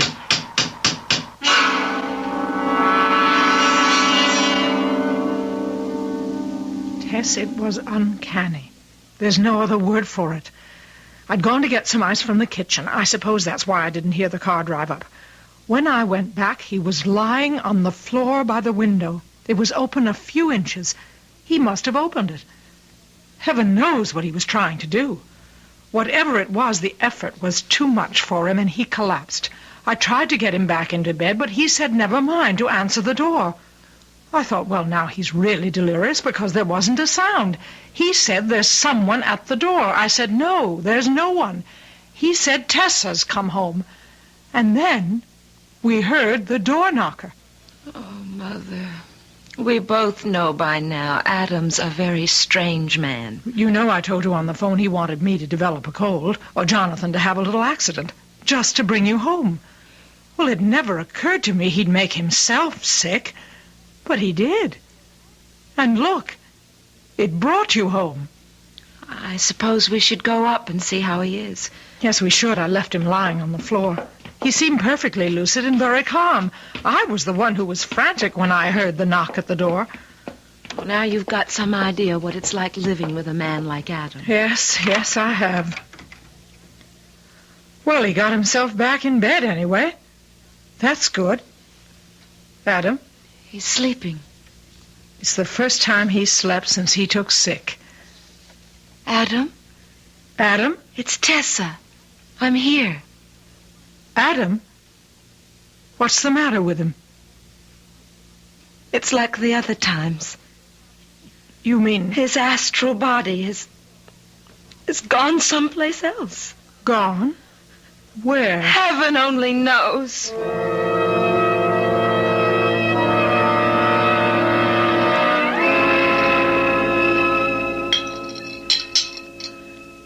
Here's tea for both of us, dear. Lord knows we need it. Thank you, Mother. It's all so strange, isn't it? Very strange. Not just this. Not just his leaving his body this way, but the whole thing. How he made you come back and everything. Tess, tell me, how did he get the message to you? How did the telepathy work? It didn't. What do you mean it didn't? You're here. I'm not here because of Adam, Mother. You're not? I'm not here because he's sick. I had no idea there was anything wrong with him. But you're here? Why did I came back to tell him that the separation's final. Permanent. Mother, I've met a man, a very nice man. He'll be here pretty soon. You'll meet him. I hope you like him. Well, of course, if He's a very ordinary man. There's nothing unusual about Philip. He's like 100 million other men. You love him? I think I do. Of course, I've only known him a short time. He was staying at the motel. We were almost the only people there. We spent a lot of time together. And oh, Mother, it was so restful, so peaceful. Well, darling, of course I don't want to influence you, but do you know how much Adam loves you? I suppose. All the time you've been away, he's talked of nothing but you. You know he goes into rehearsal next week. I know. He says he can't do it without you. He'll have to. Tessa, when I went in to check on him, he looked so different. So quiet and content. I'm sure that must be because you came home. I know he thought he'd brought you home. But even so... Mother, I can't be concerned anymore with what Adam thinks. Tessa, when I went back into the bedroom with the ice cubes and found Adam on the floor, he was right in front of the window, and his fingers were bleeding, and the window was open a couple of inches. Mother... Tessa, I think he was trying to fly. You don't... Yes, I do. I'm ashamed to admit it, but I've made fun of him about this notion he could fly. I've made fun of him about a lot of things. Your ordinary man would have been resentful or angry or embarrassed. But not Adam. He was very sweet, very humble. Humble? Adam humble? My dear, he doesn't claim extraordinary powers for himself. He says we all have them. Well, I don't have them. Oh, that must be Philip. Now, be nice to him, Mother. Well, of course. Come in, Philip. Yes, thank you. Philip, this is my mother. Mother. How do you do? My daughter's been telling me about you. Hello. Will you have some tea, Philip? No, thank you. Tessa. Well, come, sit down, anyway. Tessa, I've got to tell you something. Would you like me to leave? I'll go upstairs and check on Adam. Is he here? Of course he's here. He's been sick, Philip. But I just saw him. You couldn't have. Well, yes, he didn't look sick. He looked very well. Where do you think you saw him? On the road. Just outside the house. He was standing in the middle of the road. Well, that's impossible, Philip. He's been upstairs in bed since last night. No, he was standing in the middle of the road, I tell you, waving his arms. Philip, you imagined it. Remember, you had a dream about him one night back at the motel? No, look, this wasn't any dream. I was driving along looking for the house, and there he was right in the middle of the road. No, Philip. I talked to him. And just what did he say? He said that if I took his wife away from him, he'd kill me. Oh, Philip. But you must understand, Philip, that wasn't the real Adam Farr who said that. Well, then who was it? It was the Astral Adam Farr. I don't understand. What's that, his stand-in? Well, something like that. Tessa, I don't want you to think he scared me or anything like that. I mean, it was sort of sudden and it was spooky, but I still want you to come away with me. I mean, I'll take my chances if you will. Tessa? Will you? Will you, Tessa? I don't know. We can go a long ways away from here. Well, let me think about it. All right. If you want to. Go back to the motel. I'll call you in a day or two. All right, I'll be there. And whatever you decide, I know you'll decide the right thing. I hope so. I'll be right by the phone. I'll have my meals sent in. Call me any time of the day or night. I'll show you to the door, Philip. Tessa, remember, I love you. I'll remember. I'll be waiting for your call. She'll call you. Wait, Philip!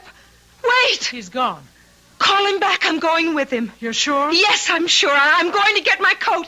Tell him to wait for me. If you're sure. Philip? Philip! Oh, good Lord! Adam! What was that noise? Look there! Oh, no. It's Adam and Philip. They're not moving, either of them. What happened? Adam jumped from the bedroom window. Philip was standing right beneath it. He killed him. Just as he said he would. Either that, or he was trying to fly. I'll call the police. Oh, wait. Do you see it? See what? That mist rising from their bodies. Thin, bluish, a sort of vapor floating toward the sky. You see? There it goes.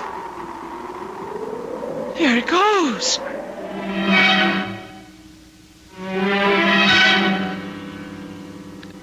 A spirit of the same size and shape as the physical body, which can detach itself and move about in space and time. In the last moment of life, it detaches itself in the form of a thin bluish vapor and moves upward. That is how Adam Farr would describe the astral self. And for all I know, he's perfectly right. Anyway, it's pleasant to think so. I'll be back shortly.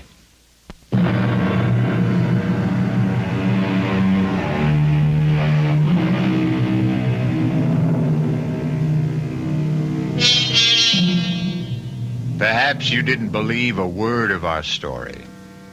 I wouldn't blame you. I'm not 100% positive I believe it myself.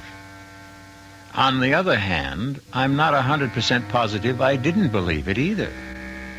We are, after all, dealing here with the human soul. And when it comes to the human soul, I'm ready to believe anything. Or, on the other hand, nothing. Our cast included Michael Wager, Jennifer Harmon, Jacqueline Brooks, and William Redfield. The entire production was under the direction of Hyman Brown. This is E.G. Marshall inviting you to return to our Mystery Theater for another adventure in the macabre. Until next time, pleasant dreams.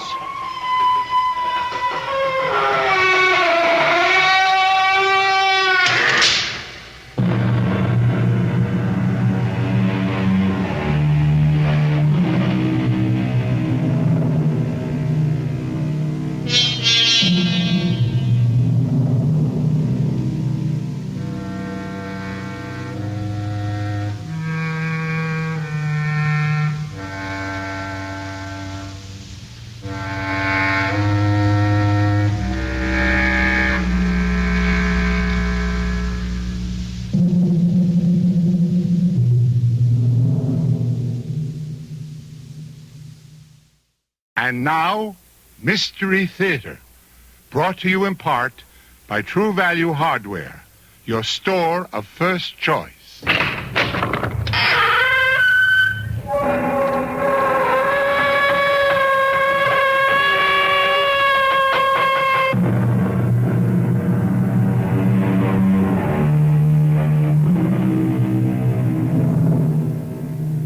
Come in. Welcome. I'm E.G. Marshall. The world, it is said, has changed over the centuries, but people have not. Perhaps this is because all too often the human heart is more intent on seeking its own pleasure, satisfying its own selfish needs, than giving thought to others. But there is innocence, too, and love, and selflessness. And it is the interplay of these good and evil forces that form the warp and woof of the strange and horrifying tale I bring you now.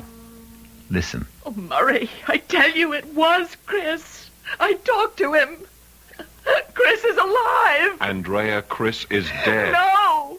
Whoever is buried in that grave, it isn't Chris!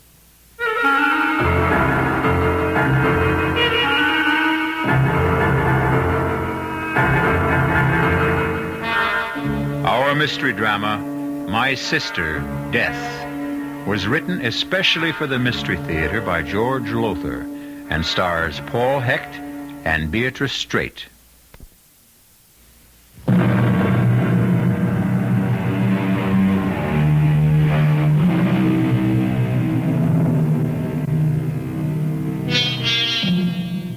Come with me now to a cemetery near New York City.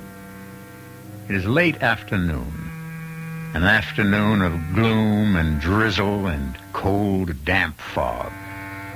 Two women, half shrouded in the fog, walk amongst headstones that rise like white bones in the gray of the afternoon. They are sisters, these two, Andrea and Sybil Carter, and they are walking toward a certain grave. Really, Andrea, it seems to me we could have skipped visiting Chris's grave today.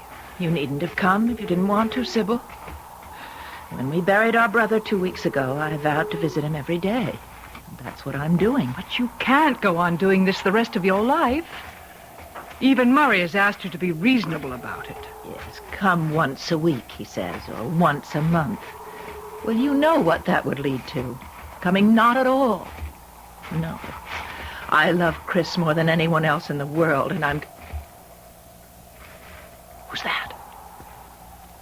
What? Someone. A man standing beside Chris's grave. Can just make him out in the fog. I don't see... Oh, yes. A man standing with his head bent as if he were praying. He's raising his head. He's turning towards us. Sybil. Oh, Sybil, my God. My God, it's Chris. Oh, Andrea, don't be silly. It couldn't possibly be. Yes, I tell you, it's Chris. It's Chris. Andrea!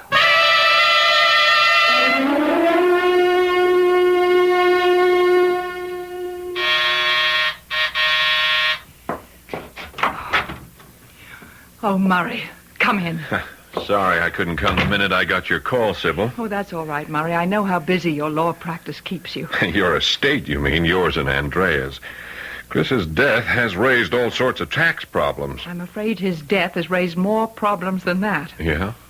Yeah, what is this all about? I told you on the phone. You didn't really tell me what I thought I heard. Andrea is convinced she saw Chris. Saw him today in the cemetery, standing beside his own grave. Oh, come on, Sybil. What kind of nonsense is... Murray, please. I'm telling you the truth. Where is Andrea? In her bedroom, sleeping. Dr. Swanson gave her a strong sedative. Murray, she was in such a state, so hysterical. Look, let me get this straight. You and she went to Chris's grave this afternoon? Yes. We were walking toward the grave when we noticed a man standing beside it. Then there was a man? Oh, yes. I saw him, too. He was standing beside the grave with his head bent, as if he was saying a prayer or meditating or something. I had just said I wondered who he could be when he raised his head and turned towards us. Huh. That was when Andrea started to scream, "It's Chris, it's Chris." And then she just fainted. Went out cold. Who was the man? I don't know. Well, what do you mean you don't know? You didn't see his face? You didn't talk to him? It was a foggy day, Murray. It's been foggy all day, and out there at the cemetery it was very foggy. I could barely see his face. And so, if it comes to that, neither could Andrea. Well, this is the strangest thing I've ever... Tell me, has Andrea had any other brainstorms like this one? Well, has she? Well, Murray, Now, look, sweetie, I'm your attorney, yours and Andrea's. If something not quite right is happening, you can tell me. In fact, you'd better tell me. Oh, Murray. You're more than just our lawyer, you know that. It's no secret that Andrea's in love with you, and that I am, too. And that I'm in love with both of you and can't make up my mind between you. But what has that to do with it? Oh, she'll pull herself together sooner or later and straighten out. Chris's death was a terrible blow to her, that's all. It was a blow to you, too, wasn't it? More than a blow, Murray. A puzzle. I still can't figure out how he could have fallen over a railing nearly chest high. 18 stories to the street below. Frankly, I keep wondering about that, too. But about Andrea now. Murray, the truth is she's been acting very strangely. What do you mean, strangely? Well, imagining things. Like Chris this afternoon, and, well, a few days we went shopping downtown, and I took the Bentley. When we went back to the parking lot to get it, Andrea looked shocked when the attendant brought it around. Why shocked? Well, she swore up and down that we'd driven into town in the Jaguar. That's crazy. Murray, please don't say that. Don't even use that word. Something even stranger happened last night. What? Well, we'd had dinner here in the apartment. And Andrea said she was going to walk down to the corner to mail a letter and get a breath of fresh air. I stayed at the table having another cup of coffee. Well, when she came back from mailing the letter...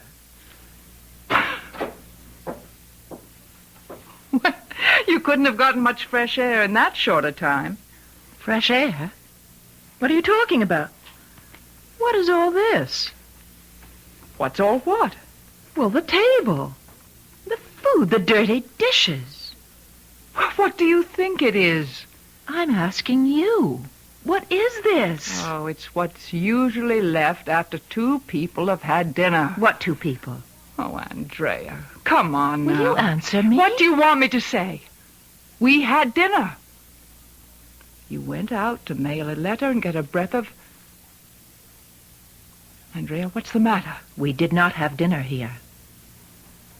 We didn't? We had it at Delahanty's. I see, just like we used the Jag instead of the Bentley the other day. Now, what kind of a crack is that? No crack, Andrea, no crack.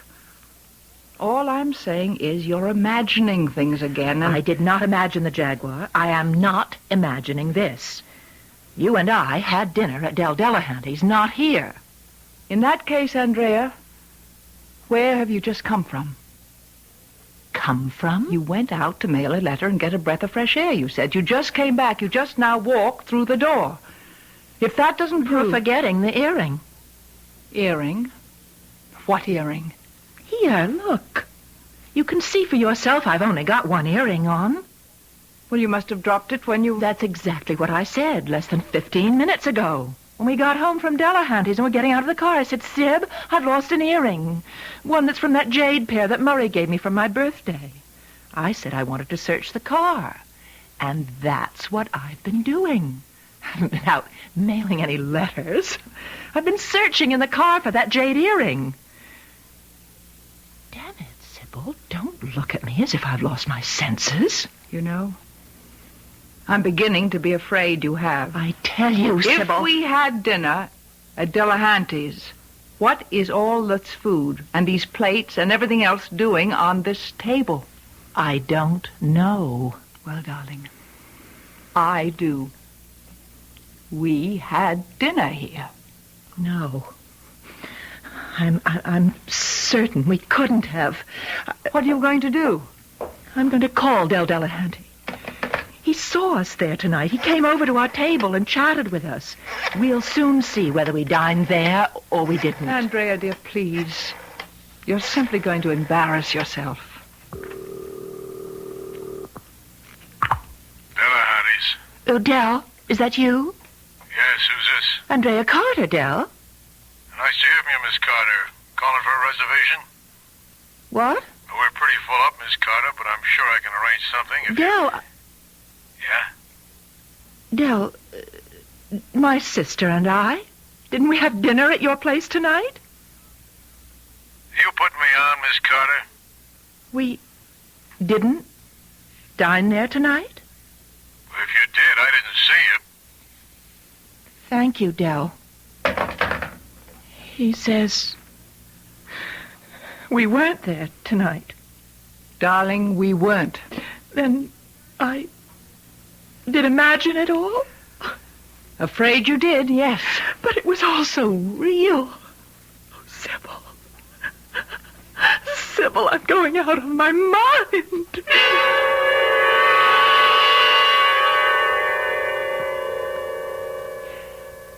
And I had a real rough time with her then, too. Believe me, Murray. She was simply beside herself. Yeah. A Jaguar, this business of Delahanty's, and now today imagining she saw Chris at his own grave. Murray, you don't think she's... Well, you know. I don't know. Grief hits some people like a sledgehammer, belts them so hard they never recover. Trouble is... Yes? Trouble is... Andrea isn't that kind of people.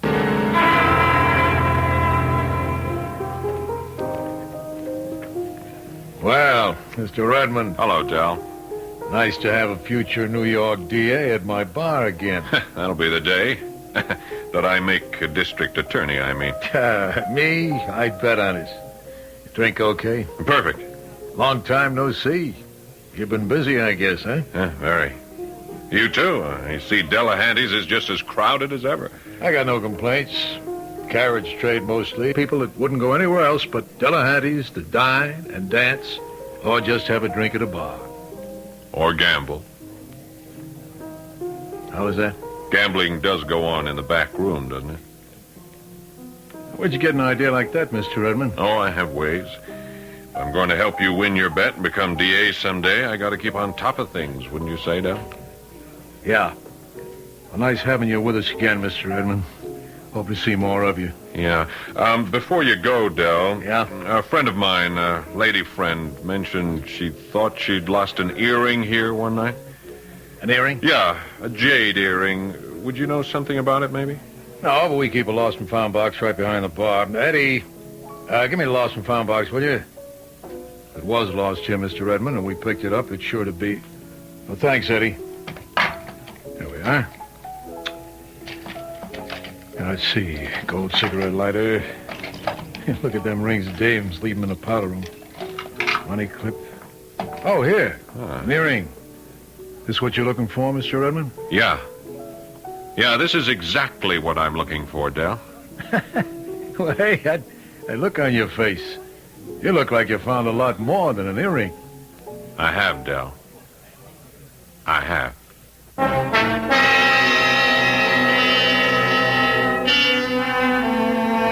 Murray Redmond has indeed found more than just Andrea Carter's earring. He has also found that she didn't imagine dining at Delahanty's.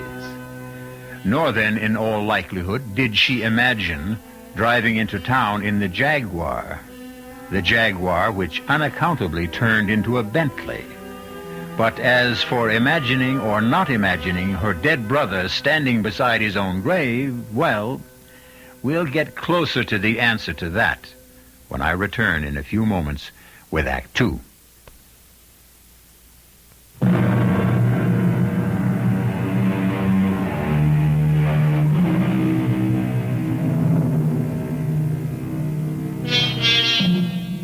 We are told that the proper study of man is man.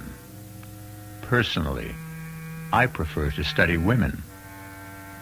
Whether I did or not, I'm sure that had I been handsome young attorney Murray Redmond, Unable to decide which of two wealthy sisters I wanted to marry, I'd have been absolutely intrigued by the curious circumstances which now seemed to attend them. I'm not sure, however, that I'd have adopted Murray's direct approach. Sybil is either trying to drive you crazy, Andrea, or she's setting you up for commitment to a sanitarium. I can't believe this, Murray. Here's the earring to prove it. But isn't it possible that somebody else lost an earring at Delahanty's? The duplicate of mine. Okay. It isn't. Oh, Murray, I can't believe that. What you're saying is you don't want to believe it. I don't either, but facts are facts. You and Sybil did have dinner at Delahanty's last night. She arranged things to make it look as if you dined here. And face it, Andrea, if you hadn't lost the earring, and I hadn't picked it up at Delahanty's right at this minute, you'd think you were going off your rocker. And frankly, so would I. Well, it was clever of you to check for the earring at Dell's. Well, I'm a pretty smart fella, you know. Smart enough anyhow to smell a rat when I come across it. Like this dinner business or the car nonsense or Chris standing beside his own grave. Yeah, and I might as well tell you now, Andrea, I don't believe Chris's death was accidental. Murray. No one could have fallen over that railing. Fallen off accidentally, yeah. If he'd been sitting on the railing, even taken his own life if it comes to that. No, personally, I think he was pushed. Murray. Do you realize you're accusing Sybil of murder? I do. And of trying to make it look as if I'm crazy. Yeah? Well, why? Why would she do anything like that? Do you really want me to answer that? No, I suppose not. If what you say is true, and it isn't, The answer could be that Sybil wanted to get control of all our money. And me. You? To lay it on the line, Andrea, she's in love with me. So am I. What else is new? Well, there you have it. With you out of the way, Sybil would have, or think she'd have, a clear field. I just don't know what to say or do. Well, the thing to do, at least for the moment, is simply to play along. You see, what I want is to get enough evidence against Sybil to nail the truth and her to the wall. You know, I'm simply dumbfounded. Oh, it can't be true, Murray. It simply can't. We all have more than one side, or sides we usually conceal. Yes, I know it. But... What's the matter, Andrea? What is it? That painting. On the wall there. Yeah, what about it? Well, you've seen it before. Look at it. I'm looking at it. So what? 3 children playing on a lawn. There were always 4. 4 kids? I mean, are you sure? Well, I'm positive. There were 2 boys and 2 girls, and now there are 2 girls, but only 1 boy. Murray, this isn't another of Sybil's... Well, we'll soon find out. Let's just have a close look at the painting. Well? No, I don't see... Wait a minute. Sure. Oh, man, what a skillful job. Skillful? Yeah, of painting out the figure of the second boy. Here, see for yourself. You'd never know that figure had been painted out if you didn't look closely, very closely. You see? Well, yes. My God. It is true, then, that Sybil is... I'm afraid so, Andrea. However you look at it, Sybil is guilty. Guilty as sin. All I've got to do is prove it.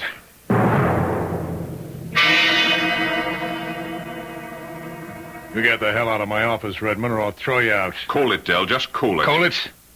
You come in here and call me crooked, accuse me of pulling some kind of fraud, and then tell me to cool it? All right, let's say I advise you to cool it. Look at this. The earring you picked up here last night. What about it? It belongs to Andrea Carter. It's one of a pair I gave her. She lost it out there in the restaurant while she was having dinner with her sister, the dinner you said never took place. I said? Andrea phoned you last night to ask if she and Sybil had dinner here. You said they hadn't. You lied, Del. Now, why did you lie, huh? Okay, so I played a little joke. Somehow it doesn't strike me so funny. I'll tell you what does, though. Why, you and Sybil Carter teamed up to play this little joke on Andrea. Teamed up, me and Sybil Carter? What else? Look, Del, take a lawyer's advice. Open up. Spill everything. And do it now. Cop a plea? Like that?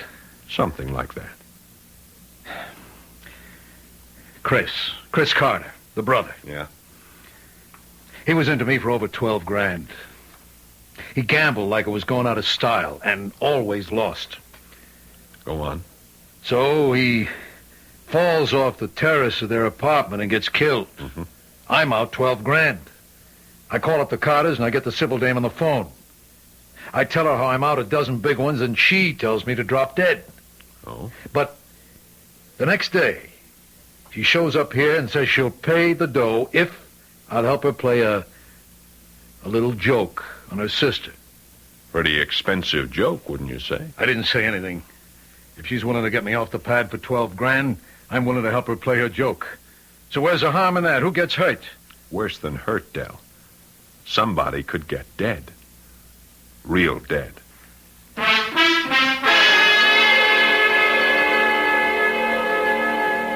Del broke down and told you the whole story.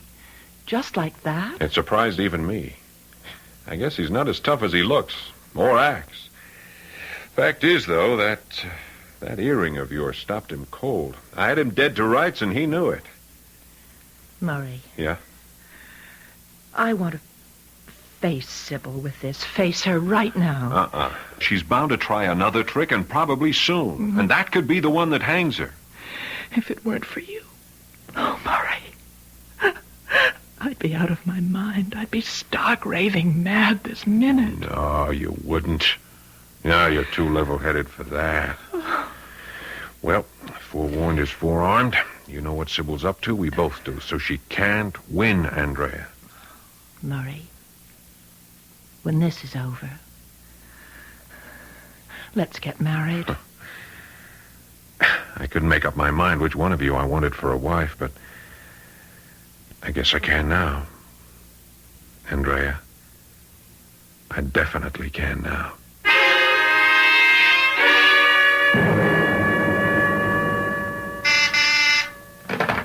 Yeah. Oh, of course, Marcia. Send her in. Oh, come in, Sybil. Come in. I know I'm interrupting you. It's something important. You are, but you're worth it. Here, sit down. Thank you. How's Andrea?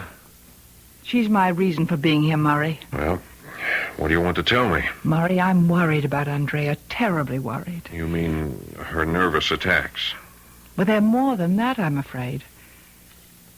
What you call nervous attacks seem more like delusions to me.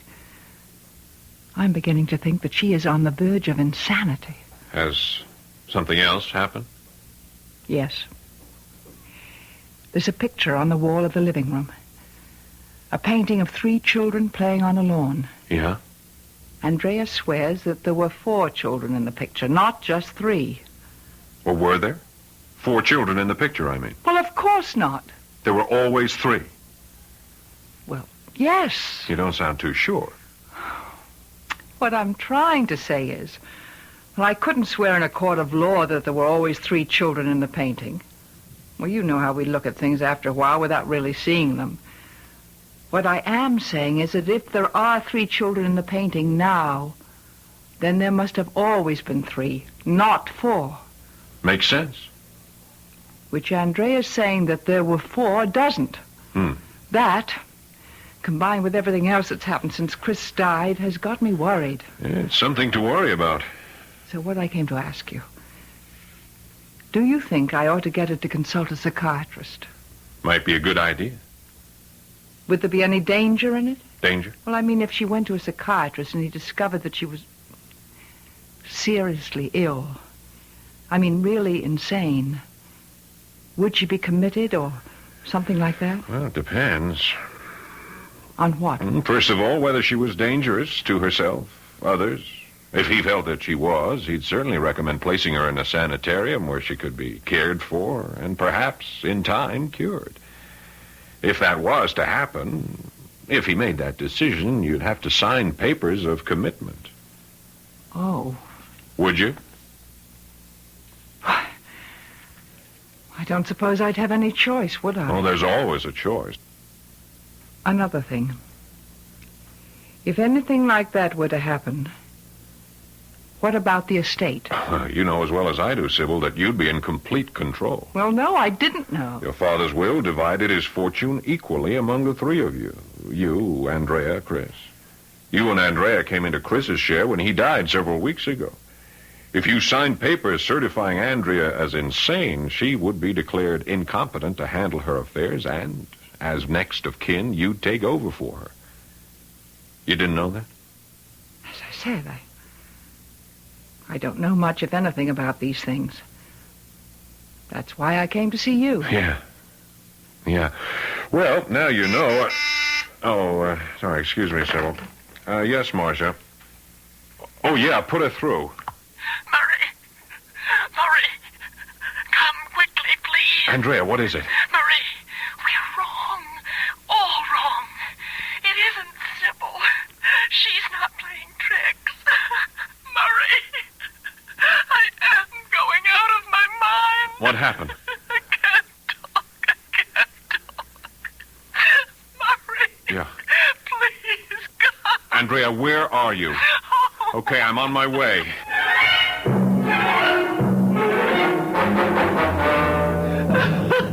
Andrea, you've got to get control of yourself. What is it, dear? What happened? I went to the cemetery to visit Chris's grave. Yeah, I know that. And a man was standing beside the grave like the other day, Sybil. Yes, dear, yes. And like the other day, as I walked towards the grave, he lifted his head and looked straight at me. It was Chris. Honey, the man we saw the other day wasn't Chris. And neither was this one. It was Chris. The way you sound, you sound as if you actually believe. I do believe it was Chris. He talked to me.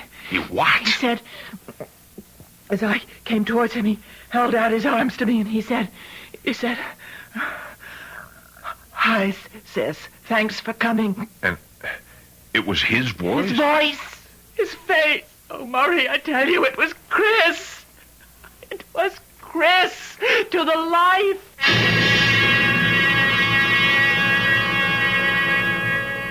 Well, if you're shocked, think how shocked Murray Redmond must have been. His entire theory that Sybil is trying to have Andrea committed out the window, just like that. On the other hand, Chris couldn't be standing by his own grave. Could he? Perhaps we'll find out when I return shortly with Act 3.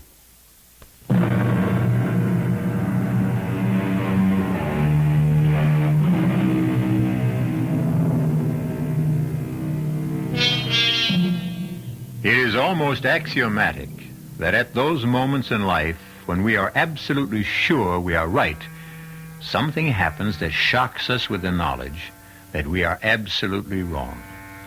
Assuredly, that is what has just happened to Andrea Carter and Murray Redmond. Convinced that beyond a shadow of a doubt, Andrea's sister Sybil is trying to set her up for commitment to an asylum, they are stunned to realize that this may not be the case at all. But, Andrea, what you're saying is impossible. It couldn't have happened. Oh, I tell you, it did. Murray, I'm going to phone Dr. Swanson. Okay. I'm sure you'll come right over. Come on, Andrea. What is the meaning of this? What? Chris is dead. You couldn't have met him at the grave. You couldn't have talked to him. Murray, please believe me. It happened. It was Chris. It's incredible, inconceivable. You say you talked with him? What did you talk about? What did you say? He said, "Hi, sis. Thanks for coming." And you? For a few minutes, I couldn't say anything. All I could do was just stare at him. And he looked at me and he said, "Trust me, sis. I'll explain everything in time. I just wanted you to know that I'm alive." And then what happened? And then he said he was going to leave me then. but that I'd see him again soon, and he kissed me on the cheek. Kissed you? Yes. Then he began to walk away, and I started after him, but he turned, and then he said, No, don't follow me. You'll understand in time. And I let him go. I let him walk out of my life again. I can't believe any of this. I can't believe it either, but it happened. Oh, Murray, what does it mean? This can't be one of Sybil's tricks. The man I talked to was my brother. I don't know who we buried in that grave, but it couldn't have been Chris. It was. It couldn't. I was there. I was there when they closed the casket. I was one of the pallbearers. Oh. Dr. Swanson's on his way over. How are you feeling, Andrea? I'll be all right. Would you like a drink now? Oh, yes, I could use one, Sybil. Murray? Yeah, I could too. Double, please. Murray, Chris can't be alive, and yet... Murray, we are going to have to open the casket. Oh, no. Sybil's right. Oh, no. I'll get a court order this afternoon. Don't look so horrified, Andrea. You don't have to be there. Oh, but yes, I do. Oh, Andrea, why? Because I know what you're thinking. Both of you now. You're thinking I'm out of my mind. I don't. You must. What I've told you is crazy. Well, I want to be there when you open that grave and see for yourself the proof that I'm sane. Or what, dear? Mad!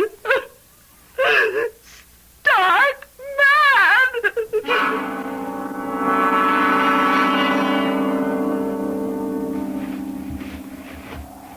All right, gently, boys. Gently. Open her up now, Mr. Redmond. Yeah. I can't look. That's all right, Sybil. Look, why don't you just go over there under the trees? You don't have to look either, Andrea. I must.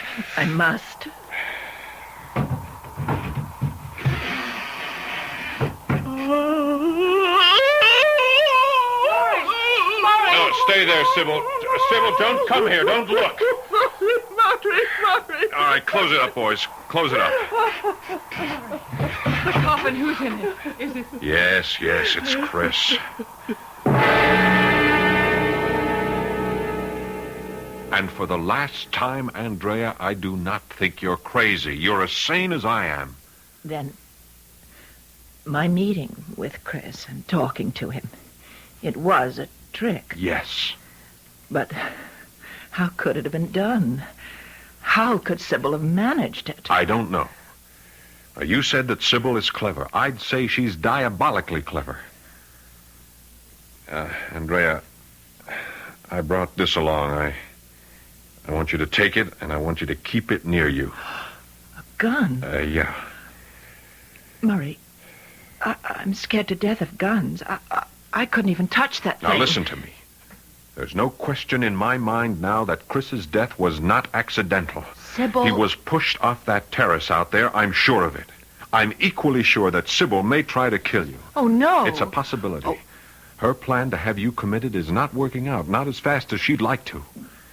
I'm trying to stay just one jump ahead of her. It seems to me she just might try to kill you and make it look like an accident. Like with Chris? Yes. So here, take it. Oh, but take it.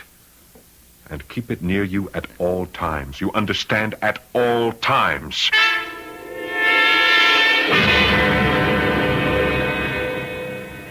Oh, sorry, Andrea. I hope I didn't wake you. No.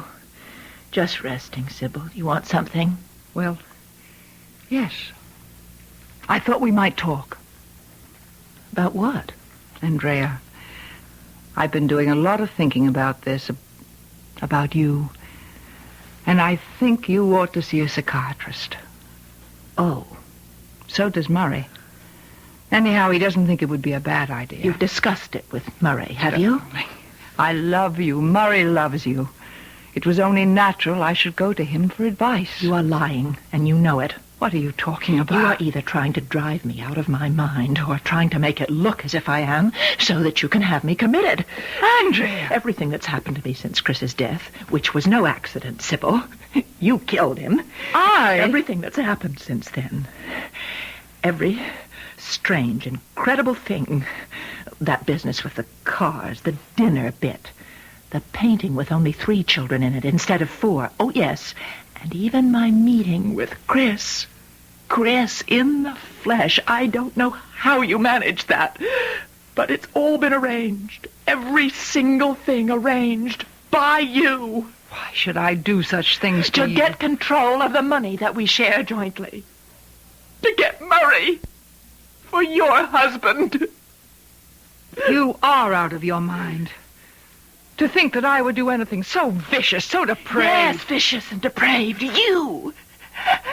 And when I realized it, when I could no longer hide it from myself, and had to face it, that my sister, the sister I loved devotedly, had murdered our brother, Andrea, and was now tricking me into thinking I was going out of my head.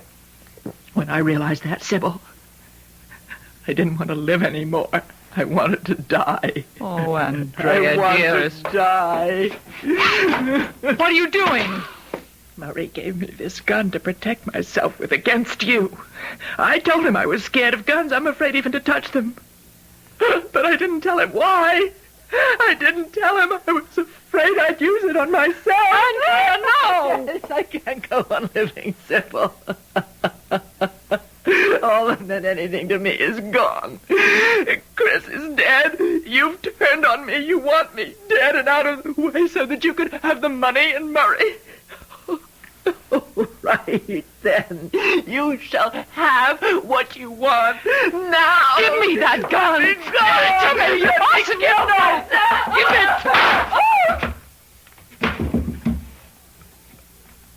Sybil. Sybil.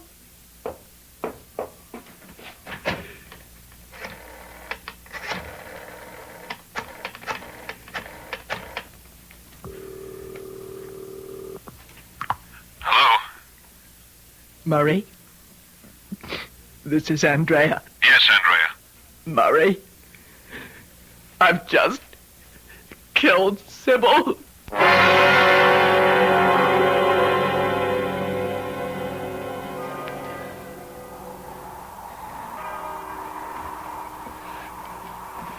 Shall we go now, Andrea? Andrea, dear, the funeral's over. So is my life. They're both down there now. Side by side. Under the ground. Chris and Sybil. Come on. It's cold. You're shivering. Come on now. All right. I never thought, when I vowed to visit Chris's grave every day, I never thought that in a few short weeks we'd be visiting Sybil. What's the matter? Why have you stopped? Someone coming towards us on the path. Look, there under the trees. What? God, it looks like Sybil. You're imagining things. No, look, it's a woman. You can see her clearly now. Sybil's clothes, the blue suit that she wore, the Sybil's hat. Hooray! It is. It can't be, but it is Sybil. Why, Andrea. What are you doing here? What are you doing here? I came to visit Chris. Easy, Andrea. Sorry, it's Sybil. Oh, dear, there's no one here but us. You're imagining things. No. Sybil, it is you, isn't it? Of course. You're dead. You're dead. Dead? I'm very much alive, as you can see. I killed you. Shot you to death. My God! We just buried you! Come on now, Andrea. I want you home. I'll get you a sedative. She's there, I tell you! I don't see anyone. I do. Someone help me. I'm mad. I'm out of my mind. Murray. Help me. I've done a terrible thing and I'm being punished. But you've got to help me. Save me. Terrible thing? What terrible thing, Andrea? I killed Sybil deliberately. I murdered her, Murray. I murdered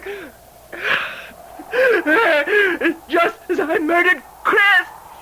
I pushed him off the terrace to his death. I shot Sybil to make it look like an accident. I knew if I pointed the gun at my head, she'd try to take it away from me. The tricks and all that happened. Sybil wasn't playing the tricks. I was. You, Andrea? You played those tricks? You hear, Murray? Here. I'm listening, Andrea. No. You heard Sybil. There is no Sybil here. Forgive me, Chris. Forgive me, Sybil. Forgive me. Of course. But why did you do all this? To make it look as if you were trying to get me out of the way. The time I was planning to do away with you. It was all a trick. It was nothing but a trick. Yes, a trick that's backfired, I'm afraid. Backfired on you, Andrea. What? You heard me correctly. You've been fooled. Fooled by your own trick. Understand? I don't... Tell her, Sybil. She is standing there? Yes, Andrea. I am. And very much alive. What? How? Oh, Murray. You tell her. I can't. Andrea, you went too far. You overreached yourself. Your story about meeting Chris clinched things for me. It was impossible. Either you had to be insane, and I knew you weren't, or you had to be lying. And that was when I decided to force your hand and use a few tricks of my own. Oh, what about the gun you gave me? It contained blanks. Oh. I took Sybil into my confidence. I had to, and she played her part very well. I'm sorry, Andrea. But you did bring it on yourself. Yes. Yes, I did. All right, Andrea. Let's go. No. What? I don't want to go home with you. I'm too ashamed. Please. I don't want to go home. We're not going home, Andrea. We're going to the police.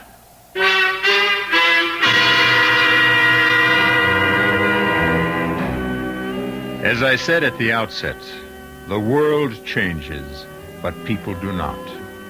There are those who believe this planet we inhabit is a school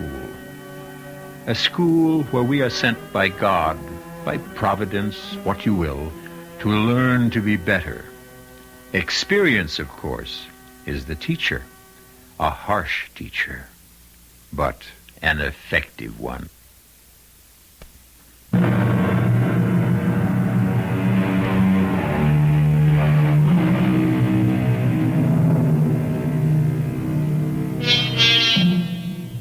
I think you'll want to know that Sybil Carter is now Mrs. Murray Redmond, and they are very happily married. Andrea is living quietly and comfortably in a sanitarium. For as it turned out, strangely enough, this woman who pretended that her sister was trying to drive her mad really was. Our cast included Beatrice Straight, Paul Hecht, Marion Seldes, and George Petrie. The entire production was under the direction of Hyman Brown. This is E.G. Marshall inviting you to return to our Mystery Theater for another adventure in the macabre. Until next time, pleasant dreams.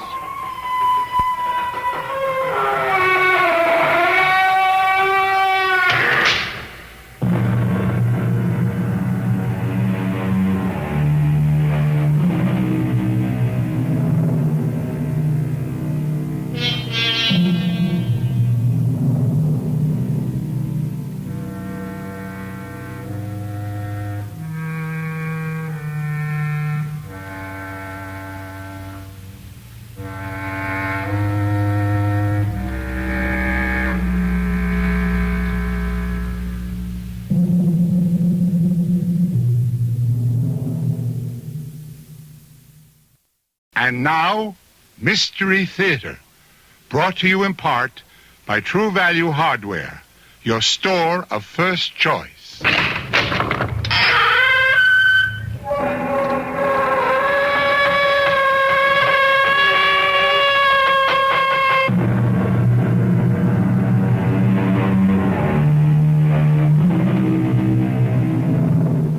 Come in. Welcome. This is E.G. Marshall. The doors of the mind can be opened into corridors of unlimited possibilities, where time and place have a way of melding into strange and provocative patterns. Most ghost stories take place in the dark of night, or when shadows are long and the moon is crossed by clouds. But we're about to meet a ghost at high noon, on a blistering hot day without a shadow in the sky. In the course of our story, the two women who are embarked upon a fateful journey find respite from the merciless sun when they are drawn toward a barn from which comes a very human sound. So dank and musty. What a place for a baby. The sound comes from there. No, the sound comes from over here. Over here. The sound is right here. Yes, and this is a crib. But Marion, I know there's no baby in it.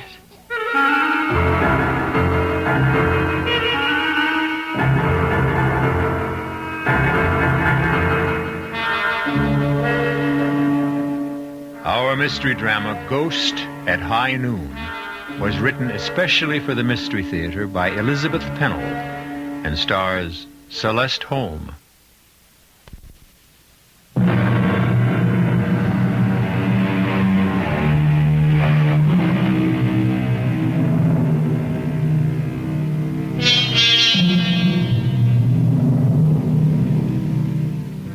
Our story begins on a long, straight ribbon of highway in an arid section of the western United States. Marion Jeffries and Janet Marston are longtime friends who are returning home after having driven Marion's son to a summer camp. What a lonely stretch of road. I don't like it. Oh, come on, Marion. No road is lonely at 10 o'clock in the morning. This one is. George was right when he said we should make this part of the trip either very early or late at night. Well, neither of us ever gets up at dawn. And I don't think two women should travel the highways after dark. Oh, I don't mind driving at night. Well, then why didn't you say so yesterday? That motel we stayed in was certainly no prize. Oh, not so bad. Anything to get away from home for a few days. Not from my point of view. Well, you can travel anywhere you want to at any time. Sometimes I do it only to keep from being bored. Nonsense. You don't know what being bored is like. I wanted to make this trip last longer.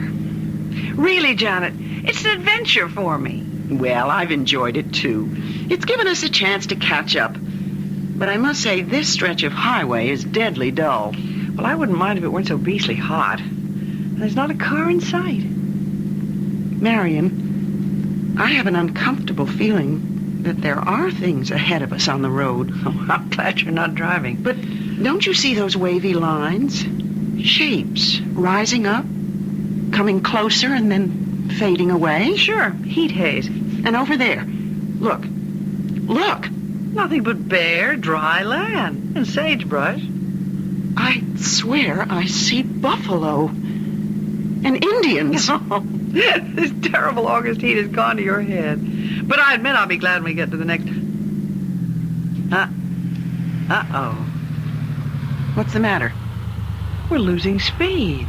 The accelerator isn't working.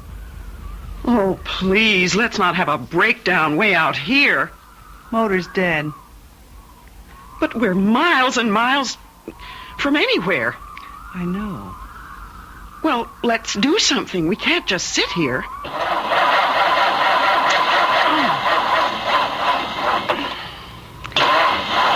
I'm just running the battery down. Then we'll be in a worse mess. Are you absolutely sure we have gas? Well, of course I am. Look at the gauge. And you remember when we got it.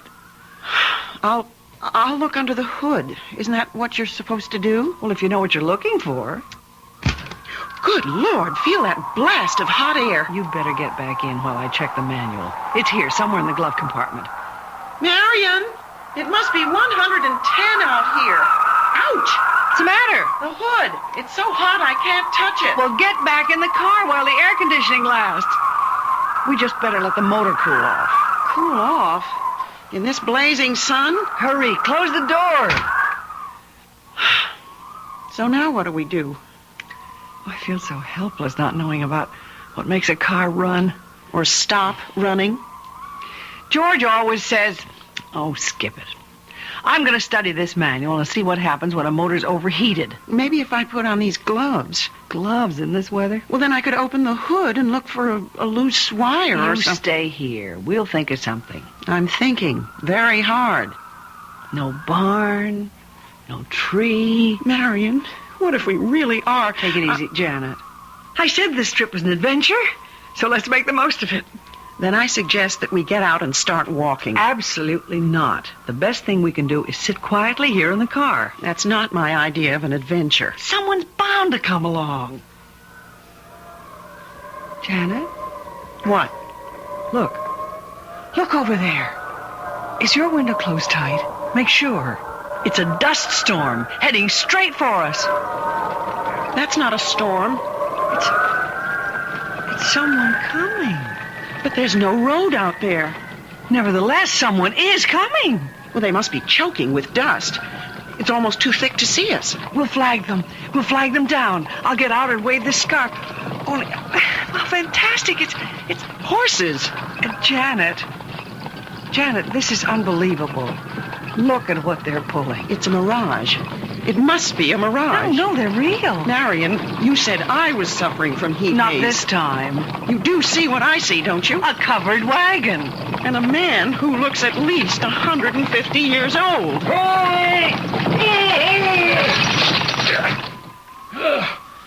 Morning, ladies. Good morning. Who are you? I'm usually called Old Timer, but my name is George. That's my husband's name. I do not have the pleasure of knowing your husband, Miss Jeffries. How do you know my... I've come to take you and Miss Marston to the village. He knows my name, too. Of course, I know your names. And now, if you will both come... You will fix the car for us, won't you? Oh, I have no idea whatsoever how you propel these remarkable new conveyances. But you knew we were here. You must have come to help us. Oh, yes, I'm here to be of service. Come along, ladies. Mirado is expecting you. Mirado? Mirado is the town beyond the hill. What hill? Over that-a-way. Well, it's perfectly flat. You'll see the hill when we get to it. But a hill can't... Please, ladies, step into my wagon. But we don't want to step into your wagon. We would like to be on our way. This is your way. I don't think you understand. We're going in this direction, straight ahead, unless there's somewhere we can wait until help arrives. I have to get home. I mean, my husband's expecting me. Mr. Jeffries does not know what day this is. Well, we know what day it is, and both of us have to get back. We live quite a ways from here, but perhaps if I could call my husband... Oh, he would never hear you if you called from here, Miss Jeffries. Marion, I think this man is not quite right in the head. We don't want to bother you, Mr. Oldtimer. What we really want is just to be on our way in my automobile. Ladies, your automobile will never take you to where we're going. But we're not going anywhere with you. Mr. Oldtimer, I think it would be best if you'd be good enough to go back to your town and ask a mechanic. Mechanic? You know, a garage man. Someone who can fix an automobile. Why, no one in Mirado knows anything about automobiles. Marion, what are we going to do? I don't know. But if there is a town, as he says, I can't believe My orders they are don't... to take you to Mirado. What do you mean, your orders? Why, you have come to help us just as I'm here to help you. Well, then help us, will you, please? Aye, that's better. Come along. You cannot sit here in the sun. Oh, he's right, Marion. And I'm getting terribly thirsty. At least we could get some water and find a telephone. A telephone? Don't tell me your town is that primitive. I've never been privileged to see a telephone. But you will send someone for help. I will take you to Mirado. That is all I can do.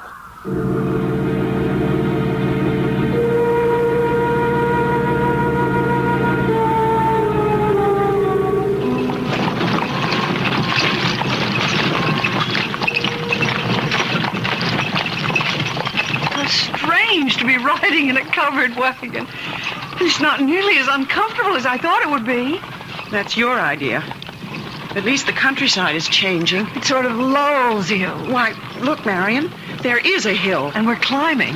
But the horses seem so tired and old. I mean, do you think we're going to make it? We're almost there. Down in the valley. That's Mirado. Incredible. And Janet, look. There are houses. Houses. That means there must be water. We have a fine village pump. And people who can help us. But this town is not on the map. I've studied the map very carefully. It shows nothing. Look down there, Miss Marston. See for yourself. Not very big, is it? But you must have a restaurant. We have a tavern and a church and a jail. What's the population? Well, that depends. Get along there, Jezebel. The street, Janet. Janet, where are the people? It looks deserted. No one round at this time of day. Why, Janet, it's a ghost town. Yes, you could call it that. But surely you don't live here alone. Oh, no, indeed. Now, will you please take us... Oh, no!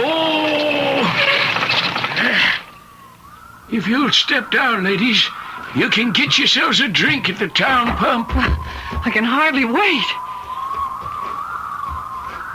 Oh, this rusty old cup. But I'm thirsty enough to drink from anything.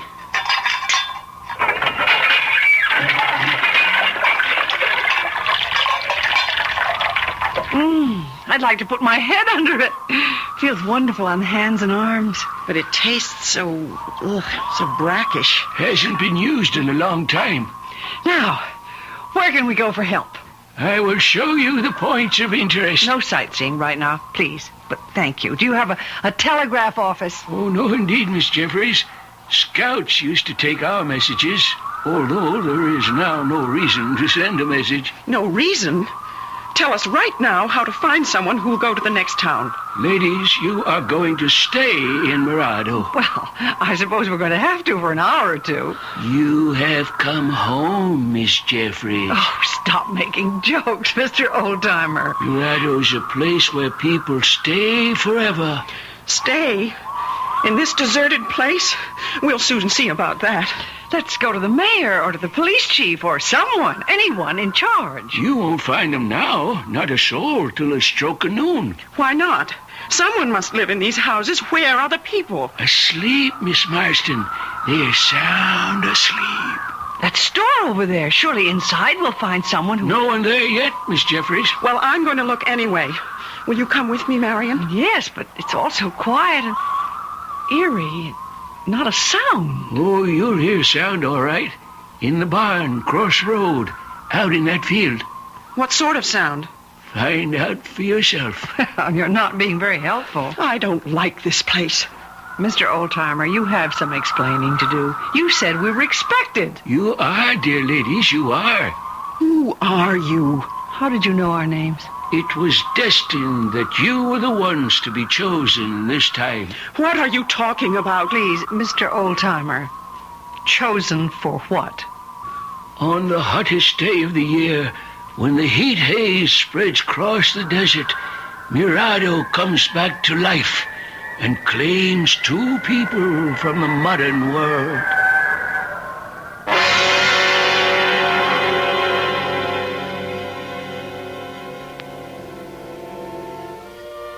There may be no new thing under the sun, but a frightening prospect confronts Marion and Janet if Mirado really has a living past.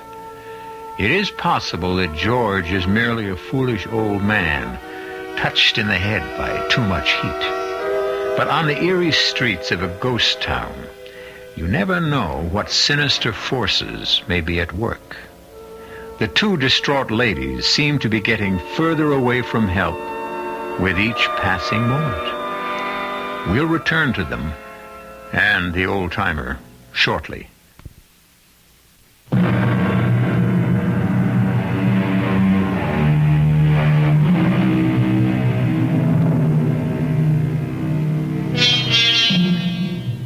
Stranded on a lonely stretch of road when their car broke down, Marion Jeffries and Janet Marston have been taken to the strange ghost town of Mirado. In vain, they have tried to persuade their ancient escort to help them get back to civilization. But he has an unsettling way of insisting that they have come home to Mirado, and that here they will stay. Their panic is growing with each new turn of events. Aside from the old man, there is no sign of life on the narrow streets. And so you see, dear ladies, we are happy to welcome you. We?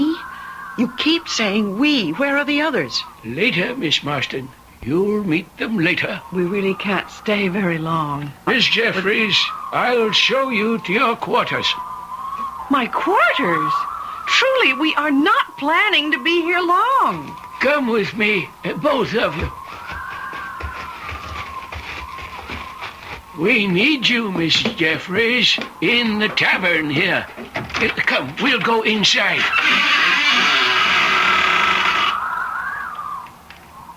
Oh, I don't want to go in there. Oh, nothing to be afraid of. Come along. Janet, the pewter plates. Look. Look. And the glassware. Oh, my, I'd like to take these home. Maybe we are in luck after all. Marion, I didn't touch it. Honestly, I didn't. I just put my hand toward that goblet, and it shattered. Follow me, ladies. The kitchen here is equipped in the best possible way. Why, it's covered with dust. That wood stove hasn't been touched for years. I think you will find that it will soon be ready for use. But who's going to use it? It's not for you, Miss Marston. We have other plans. But we understand that Miss Jeffries is a very good cook. What are you talking about? This stove is for you, Miss Jeffries. Marion, your reputation has really gotten around. Me? Cook on that? Oh, I believe you'll get used to it. Well, who, pray tell, is there to cook for? You'll meet them all at high noon. Marion, we have to get out of here. Oh, yes, Miss Marston. I'll show you to the place we have for you. For me? I'm leaving. We're both leaving. We have real need of a school teacher. And what makes you think that I know anything about teaching school? We know a great many things about both of you. But I haven't taught school We know that you like teaching school. And this is a fine opportunity. Stop it! I won't listen to any more. You said Janet, I hear something. A voice from the barn. A voice? Oh, please make it a human voice. I'll be back at high noon, ladies. The bell on the church steeple will strike the hour. And then, at 1 o'clock, it will all be over. Janet, I'm terrified. He's a madman. Listen. Oh, I hear it. Hurry. There's someone in that barn. It's a welcome sound with a crying baby. There must be a woman nearby. Help me. Help me to open the door. It's stuck. Well, we've got to open it. I think it's starting to move. This door hasn't been opened in years. But how could... Pull harder.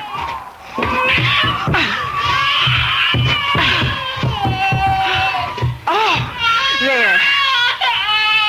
So dank and musty. What a place for a baby. The sound comes from over there. No, the sound comes from over here. Right here. The sound is right here. In the corner. Look in the corner. I don't see anything. It's so dark. It's a crib. Oh, what a lovely hand-carved crib. You're right. This is a crib. But Marion... I know. There's no baby in it. Marion, tell me you hear what I hear. A baby crying right here in this crib. But there is no baby. Are we losing our minds? Oh, Janet, be sensible. We both hear it. Well, there must be an explanation. Oh, I can't stand it. This spooky barn. Let's get out. Well, we can't just walk out on a crying baby. You look on that side, I'll go over here. But, Marion, I'm frightened. I always was afraid of the dark. Janet, we've got to keep our heads. That baby must be here somewhere. It's weird. There's no sense to any of this. Now, come on. It must be something about the acoustics of this old barn.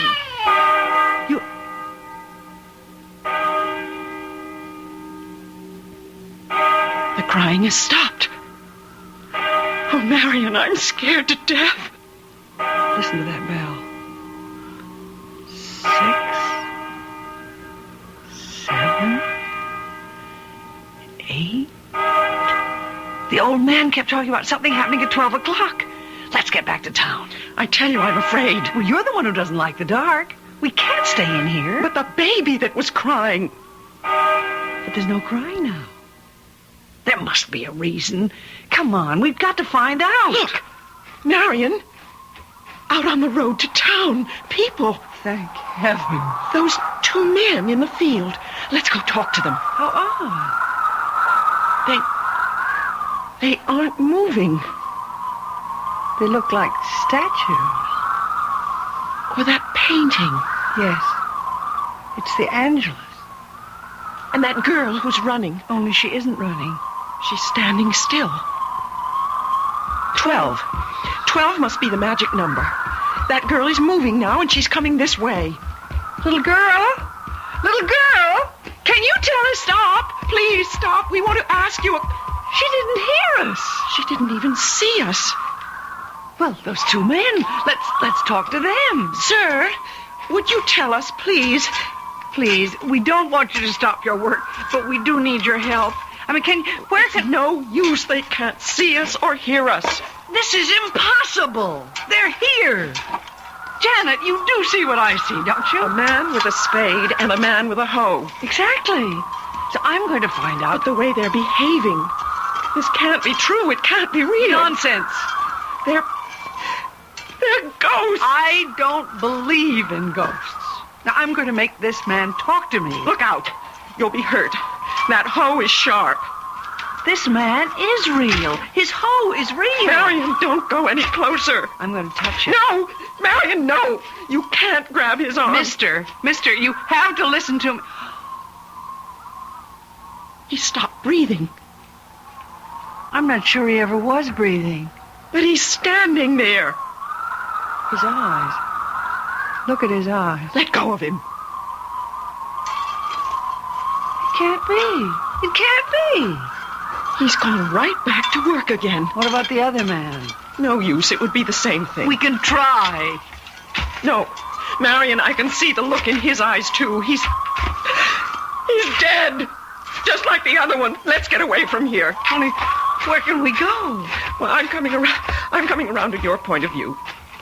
We must be very calm and think this whole thing out very sensibly. Let's move as far as possible away from these robots. How about that hillside over there? Well, maybe if we sit down in the shade of a tree, we'll come to our senses.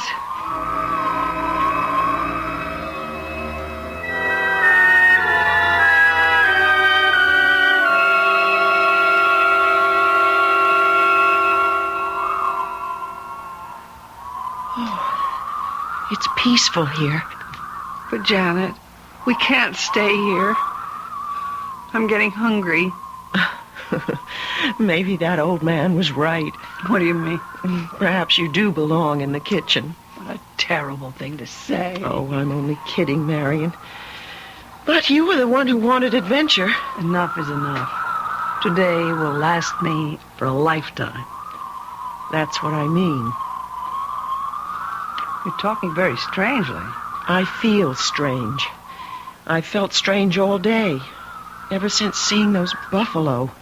What buffalo? Back on the road, when we were in the car. It all seems like such a long time ago. Oh, Janet, the heat haze, it's gotten to you again. Perhaps we're still back in that car. No, we're here, in Mirado. And that is the strangest part of all. I agree that Mirado is a very unusual town.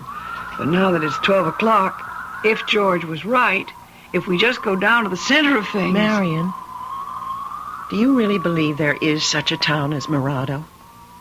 But, Janet, you can see it from here, just as clearly as I do. Listen. I've heard that sound before, when the old man came. No, but this is different. The way they're traveling, this must be young men. And they're heading down the main street. There must be someone who can help us.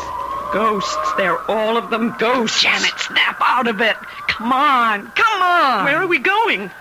Back into town. I don't think I can stand any more of these ghostly people. But the horses, Janet. Maybe we can get some horses and ride away from this frightening place. I haven't been on a horse in 1,000 years. Neither have I, but we can try. Oh, Janet, we can try.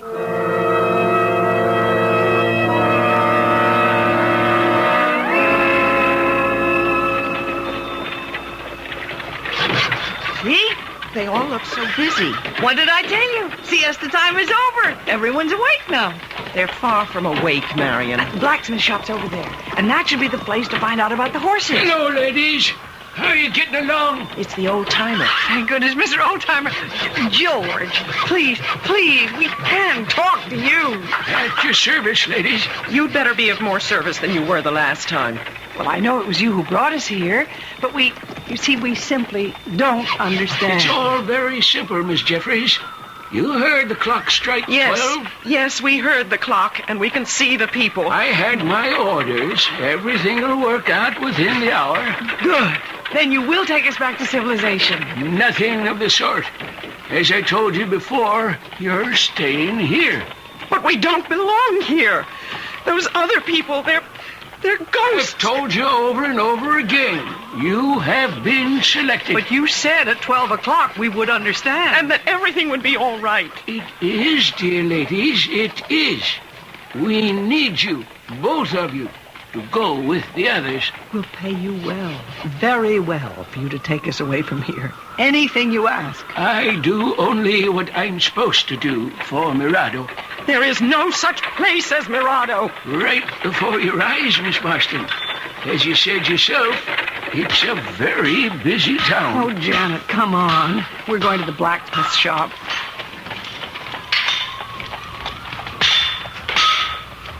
I wouldn't dare touch one of those horses. Oh, they look gentle enough to me. That gray one, for instance. I mean, are they real? Of course they're real. And that white-haired blacksmith, he's not like those other men. Look at those rosy cheeks. Most likely from all that heat. I must say the fire looks real enough. Excuse me. Please stop for a moment. It's important. We want to hire 2 horses. No use talking to old Sam. He's deaf and dumb. They're all deaf and dumb, every one of them. Ladies, you've spent enough time in here. There's someone waiting for you. Well, why didn't you say that before? You found someone who can help us? Come along. We're going back to the tavern. Why, that sign in front of the tavern is new. It wasn't there before. Well, people have been working. Right this way, ladies. Through the swinging door. And the door. It isn't rusty anymore. Someone's oiled the hinges. The place is crowded. Joe! Welcome back, old-timer. Glad to see you. Did you bring her? Janet! Janet, he can talk! We found someone who can talk!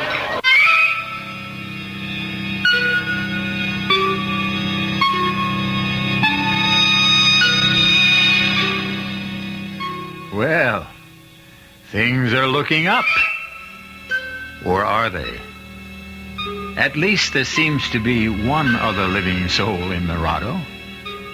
But why did Joe ask that question, did you bring her? Which one of the ladies does he mean? It doesn't sound as though he's going to help them get away. Marion and Janet may be in yet deeper trouble. And the mystery of this ghost town is far from solved. I'll be back shortly with Act 3.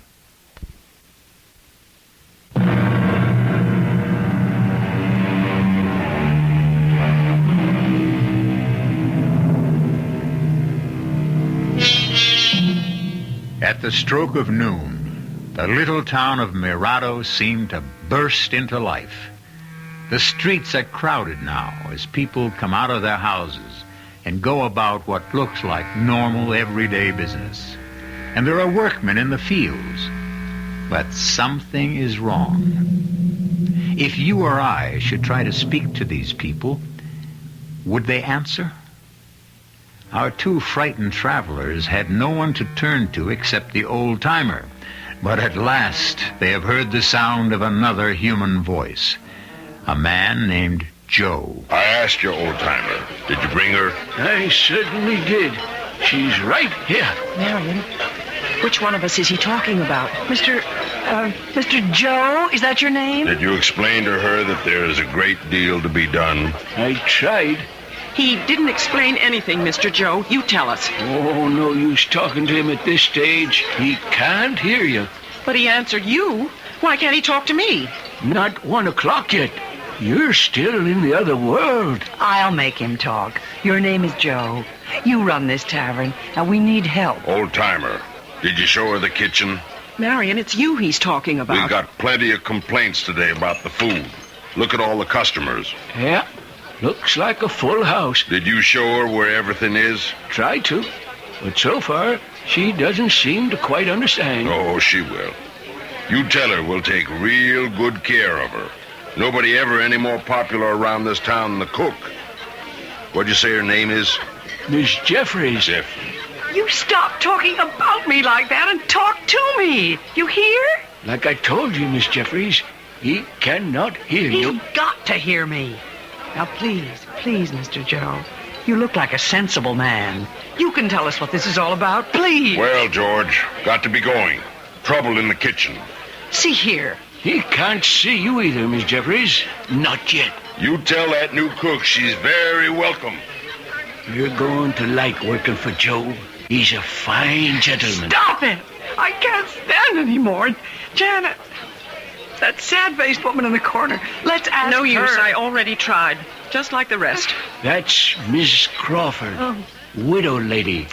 You'll find her a very good friend when you get to know her. I want to know her right now, right this minute. You must be patient, dear lady.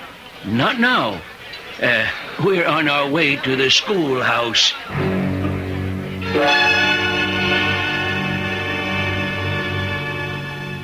We're here, everybody.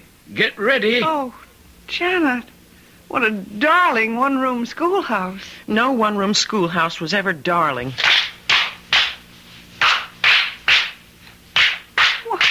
These children are charming. What do you think of them, Miss Marston? Well, they all look like normal, healthy children to me. Only I know they're not.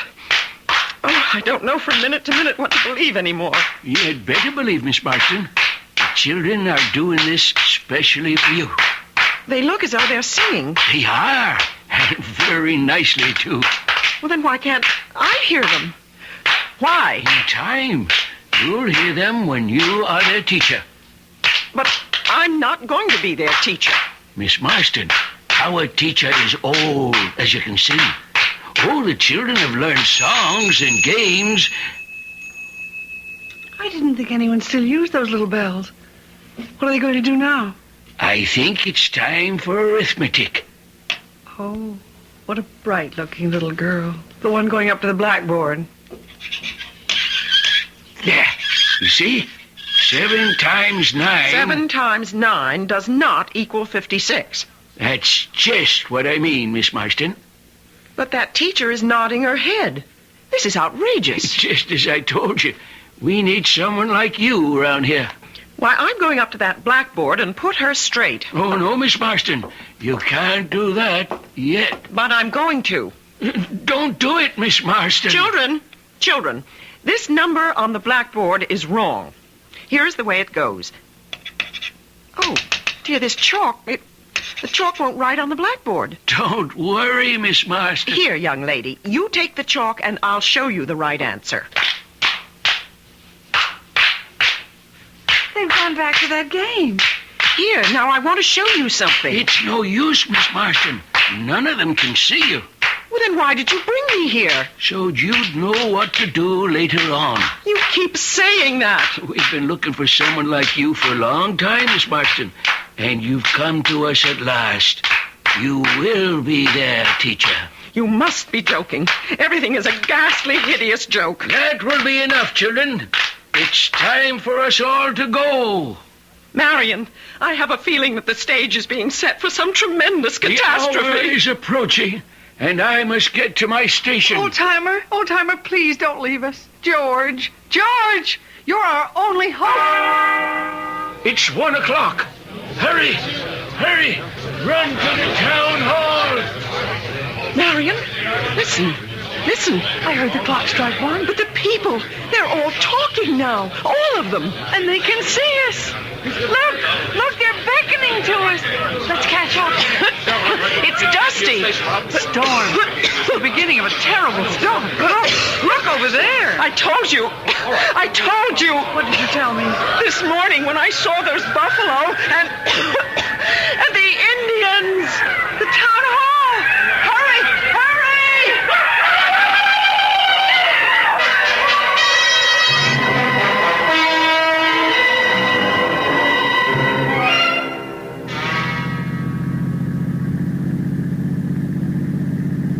Boy, this sure is a stinking piece of road. Come on. It's my favorite stretch of highway. Glad it's not my Pete. Well, if you had the right car, you could do 200 miles an hour along here. Yeah, well, watch it, bud. A cop's supposed to set an example. Bet I can do 150. Shall we try? No, thanks. You never make it in this thing. And we're supposed to be saving gas, remember? This road's only fun when you drive as fast as you can. Especially on a day like today. You know, Sweeney, sometimes I just feel sorry for the poor slobs we haul in for speeding on stretches like this. Yeah, right along here's the best place to get them. You actually come out here on purpose just to give them speeding tickets? Sometimes, when I have nothing better to do. Hey, slow down, will you? Why? There's something up there on the road. Heat haze. No. Come on now, Sweeney, slow down, will you? Hey, I think you're right. It's a stalled car, that's for sure. Yeah, rotten place to run out of gas. California plates. Nobody in it. Maybe they're sleeping. Well, we'll soon find out. This is supposed to be your day off. But I'm still on duty, so here goes. No, I'm coming too. Man, feel that heat. Nobody in the car, Sweeney. Oh, they'd be crazy if they were. I got the license number. If it's unlocked, there should be a registration. Find anything? Yep. Belongs to a Mr. George Jeffries, Vallejo Street, San Francisco. You want me to get that down? Okay. But where's Mr. Jeffries? Wait a minute. Ladies' gloves in here. And a scarf. Guess he wasn't traveling alone. It looks like women's luggage on the back seat, too. Say, you don't suppose it was some dame who got stuck way out here all by herself, do you? No, it's my hunch that there were at least 2 people in this car. But whoever they are, they took the ignition key. Air conditioning. But that wouldn't work if the motor conked out. Yeah. Well, which way do you think they'd go? Wouldn't be stupid enough to walk on such a hot day. We got a ride. But we didn't pass anybody coming this way. They must have gone straight ahead. Yeah. Could have been some time ago. Well, what do you think? Should we push the car off the road? Car's in plain sight. No traffic. And Midway's only about 10 miles. We'll find a better. Maybe I should stay here. Oh, you're off. Well, I mean, just in case, you know. I'm sorry we don't have the patrol car. We did, I checked with headquarters. I'll make my report, and if there's any trouble, you can come back with me. We'll bring the tow truck. Okay. I got it all down. Sedan, color blue. Yeah. Come on. Get in, and let's go. There's something in this book I want to check. What are you carrying that thing around with you for? Boy, what a rookie. Well, I haven't worked this territory as long as you have. Maybe they'll assign me to a car out here. Oh, just ask me anything. I just want to make sure that there isn't some other town or farm or someplace where those people could have gone. Oh, nothing but desert for miles in every direction. Well, let's just see. There's Baker, Razor. Hey, Sweeney, listen to this, will you? Listen to what? Ever hear of a town called Mirado? It's not around here. Well, it's a ghost town, or at least it was. Old trading post. Maybe 100 years ago. No, longer than that. Well, then who cares about it today? I do. You know, you're really something. Well, just a minute. Can I read it to you? Read it. Since I got nothing better to do, go on, read it. It says here that in August of 1846, a band of bloodthirsty Indians swooped into the little town of Mirado and killed all but one of its inhabitants. All but one? The lone survivor was a baby boy who was found asleep in a crib in a barn. There is a legend that once a year, the residents of Mirado come back to haunt the place. What do you think of that? I think it's poppycock, made up for the tourist trade. Hey, look over there, that great big spiral of smoke. Oh, Johnson, you're a fool. That's a dust storm, and it's coming our way. Come on, step on it. If anyone else drove as fast as I'm about to, even you would arrest him for speeding.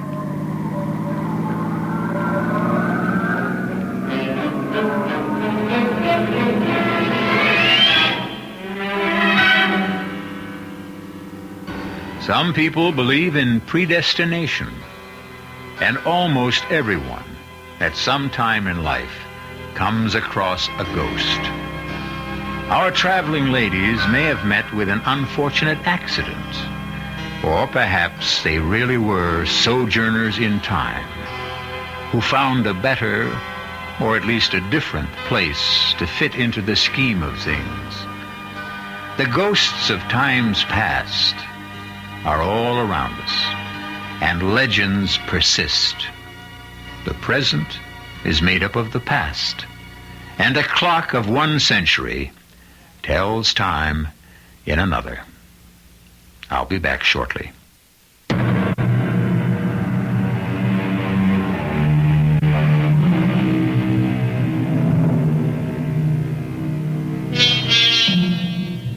Be grateful for the energy crisis this summer. It may keep you from driving along a deserted highway. Check your automobile and drive with care. There could be a ghost town waiting for you. Our cast included Celeste Holm, Francis Sternhagen, Nat Polan, and Gilbert Mack. The entire production was under the direction of Hyman Brown. This is E.G. Marshall inviting you to return to our Mystery Theater for another adventure in the macabre. Until next time, pleasant dreams.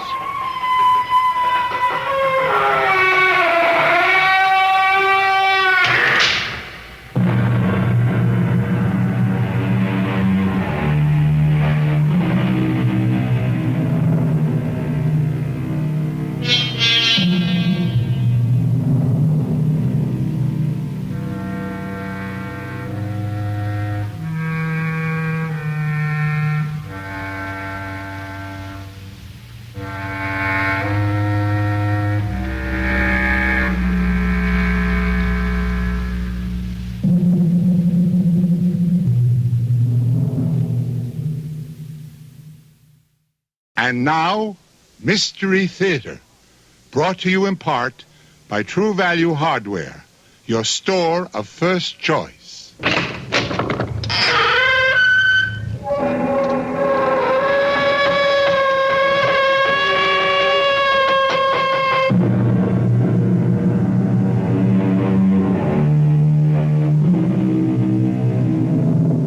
Come in. Welcome. I'm E.G. Marshall. What is blood? Well, that all depends. To some, blood is a cause for pride. To others, blood is a reason for prejudice. Blood. Mysterious blood. It unites us, it divides us. Ironic, isn't it? When you consider that everyone's blood is the same. Well, practically. Now he must slow down, see? The road ahead is under construction.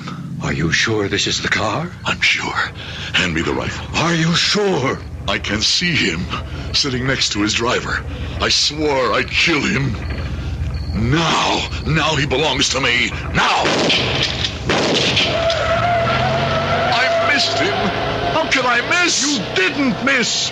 Couldn't you see the shells bounce off? His car is plated with armor. His glass is bulletproof. It's impossible, Anthony. You'll never be able to get him. I'll kill him, Vincent. Somewhere, somehow, I'll kill him.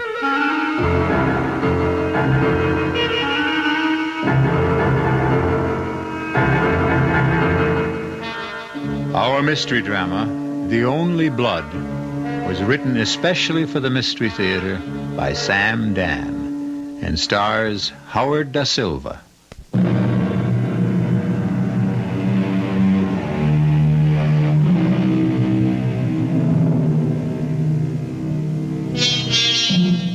They came by the millions to America. They came wearing a rainbow of costumes and speaking a babble of tongues.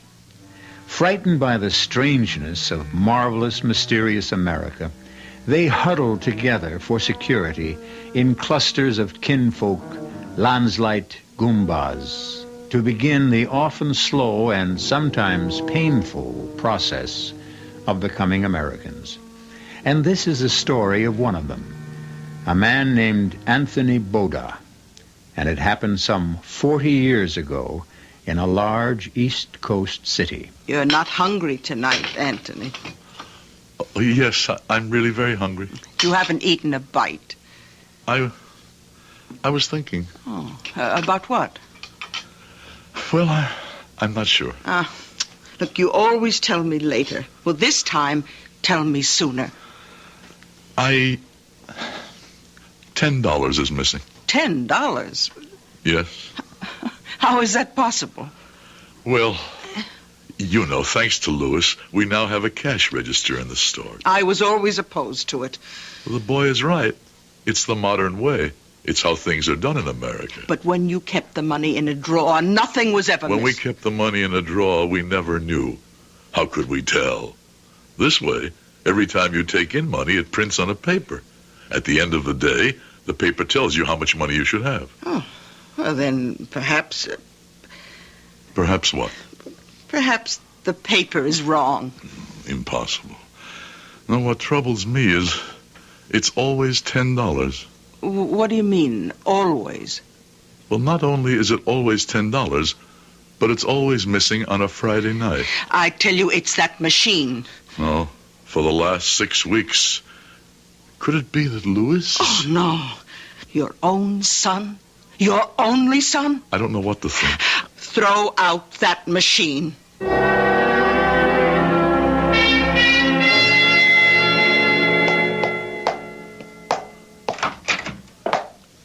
Go have your lunch, Lewis. Oh, I promised the lady she could have her shoes at 1 o'clock. No, I'll finish for you. Go. Mama doesn't like it when anybody's late to eat. Hello, Louie. What can I do for you, Chuck? You gotta hand over a fin. Listen, could we talk about this later? What? Later. I'm here now. Get it up. Lewis, Who is this man? What does he want? Pop, it's just a No little... reason why you shouldn't introduce me to your old man. The association likes to know all its customers. What association is this, Louis? Pop, I can explain everything later. I saw you last night, Charlie. Yeah, I know. But the executive board held a meeting this morning. You know how prices are going up everywhere. Like, for instance, what are you paying for leather today? You see what I mean? So, what with your overhead and everything, we got to go from 10 to 15. But I don't have the... Louis, I want to be your pal. But you know how it is. All right. Here you are. Louis, what are you doing? Papa, please. Keep smiling, Pop. Everybody smiles today. Look at this fiver here. Even Lincoln's smiling. Shows you've done a good thing. See you next week. Same time, same station. So, this is what happens to the $10. I was hoping you wouldn't find out. You were hoping what? That maybe I can't add, count? I used to pay for my own pocket, but lately So, we belong to the association. For what reason? Because we have to. We have to? Everybody belongs. Every shop in the street. My son, it is quite possible that you have forgotten who you are. Let me remind you. You are not a sheep who follows. You are a man who leads. Papa, you don't understand. I understand quite well. We had these bandits in the old country, too. When several rode up to our farm, my father shot them. No, Papa, you don't understand. I understand this, my son. I didn't come to this country to live on my knees.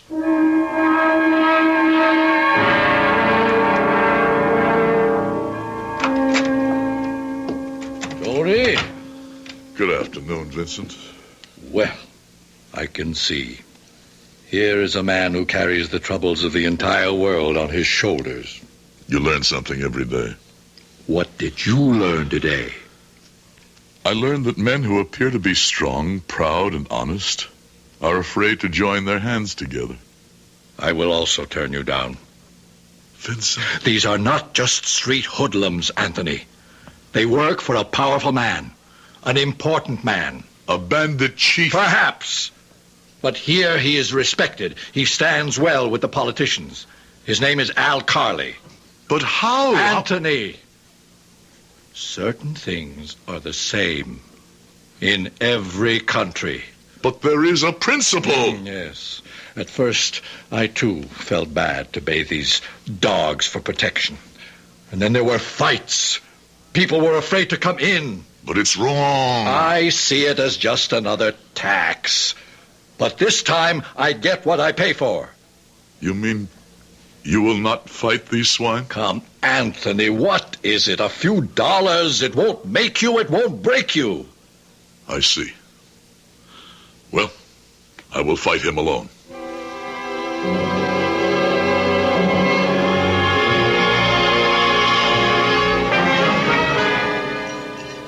Anthony. I must say the chicken is the finest you ever made. I wanted this to be the best supper in your life. Is that true? Why?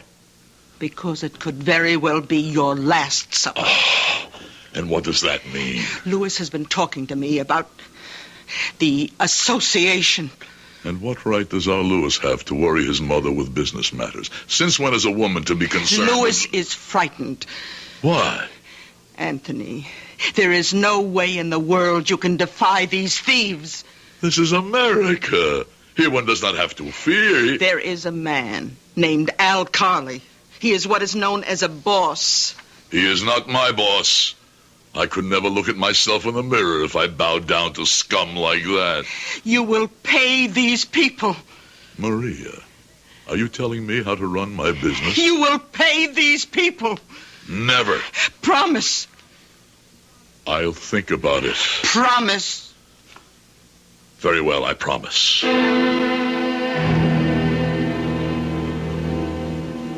Papa? What is it? I don't think you should be here. No. No, Papa, because... Yes? Because? He'll be here any minute, and well... And you would rather I did not witness the shameful transaction that will take place, huh? You don't have to be involved with it. You mean I should pretend this thing does not exist, eh? Okay, Pop, okay. It's just that you've got a short fuse, and I'm afraid one word could lead to another, and, well... I must see this with my own eyes. Besides, it's already too late. The jackal is at the door. Well, happy days to Anthony Boda and Son, as the sign reads on the window. I will pay the money, Louis. Well, this is a gloomy-looking group. What's the matter? No hello? No how are you? No house tricks?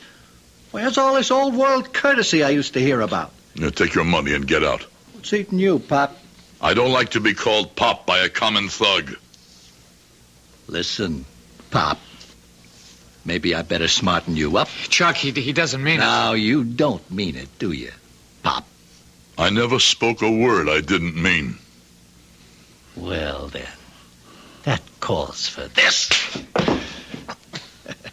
I only want to teach you manners, Pop. Now, do you apologize? Or do I knock out your teeth? Louis, explain to your father what the score is. Papa, please. Louis, explain why you stand by while this animal strikes your father.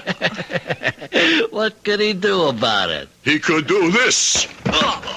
And this. No, Papa, don't hit him again. I'll kill you. Papa, he has a gun. I see. Drop it. Drop it. Drop the gun. I'll break your arm. I said to let go of the gun. What are we going to do now, Papa? Summon a taxi cab. We will deposit this refuse, this human garbage, at the police station.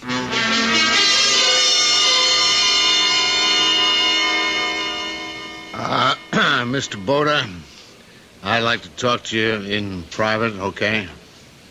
About what, officer? Well, that's why we better talk in private. Now, this way, huh?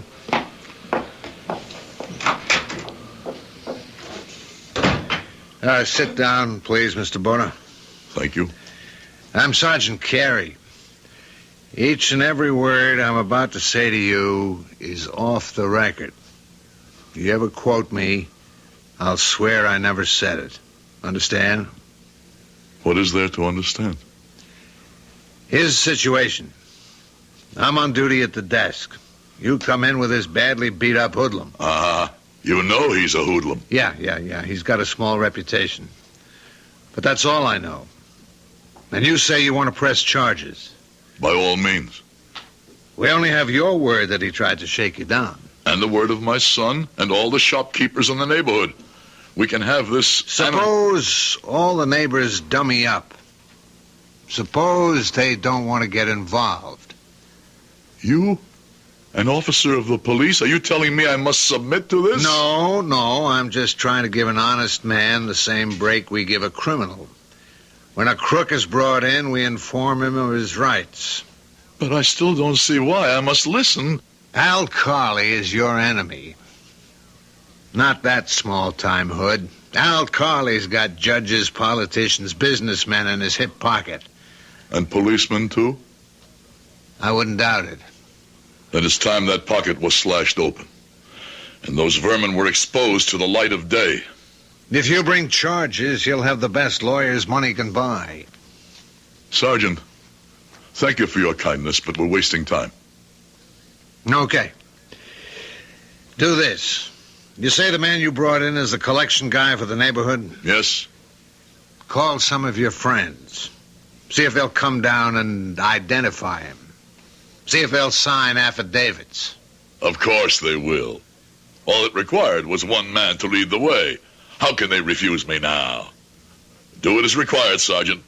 Place this animal behind bars.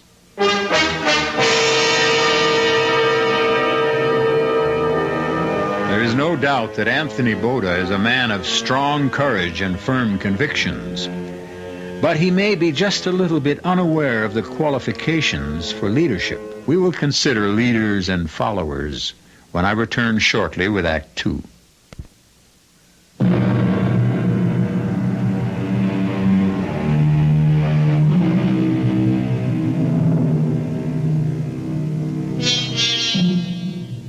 When a hoodlum tried to shake down Anthony Boda, an immigrant shoemaker, Anthony, who believes what he has read about law and justice, promptly disarmed the thug and delivered him to the police station. Sergeant Carey, a wise, cynical, and experienced officer, is trying to explain to Anthony that things are not really the way they seem. Mr. Boda, listen.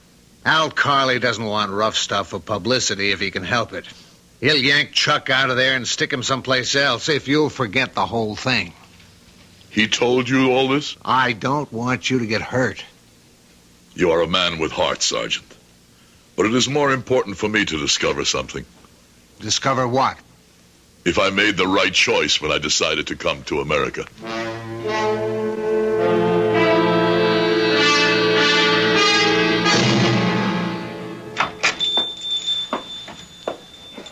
Yes. You Anthony Boda? Who are you? I can be your best friend or your worst enemy. Mister, I like riddles, but not in the middle of a working day. What's your business here? And my name is Carley, Al Carley. You heard about me? I heard. I cannot say I like what I heard. But I like what I heard about you. Yes? What have you heard about me? Hey, tell me you're a man. And? And so you shouldn't be concerned with that little situation that happened here the other day. Why? Because it's beneath you. I will not be slapped by hoodlums. Of course not. You gave better than you got. Your honor should be satisfied. Now forget it. This matter is now in the hands of the law. Of course. But in whose hands is the law? In the hands of the man who can buy better lawyers, better witnesses. I'm not sure I understand what you want. In this case against my collector, well, he is scum, isn't he? Well, this case must not go to trial. Why not? You have the lawyers, the witnesses, the judges, the juries. What have you got to fear? I have read the Bible. A pity you don't take it seriously. Back then, when the fight was arranged, who could have believed that David would kill Goliath, huh? Drop the charges. No. Anthony, I want to get away from this rough stuff. I got a kid. She's going to college. American society girls go to that college. This daughter of yours, she knows, of course, what her father does. Really does. I see. Anthony, I need a guy like you. To do what? What, help me run my organization. You don't want me. Plenty of guys got guts, Anthony, and plenty of guys got brains. But you're one of very few guys who got both. Why are you killing yourself in a shoe repair store, huh? You don't want me, Mr. Carley. If I ever decide to become what you are, there wouldn't be room for us both in the same organization. Do you understand me? I came here because I like to avoid bloodshed. You're a chump. You'll never know what hit you.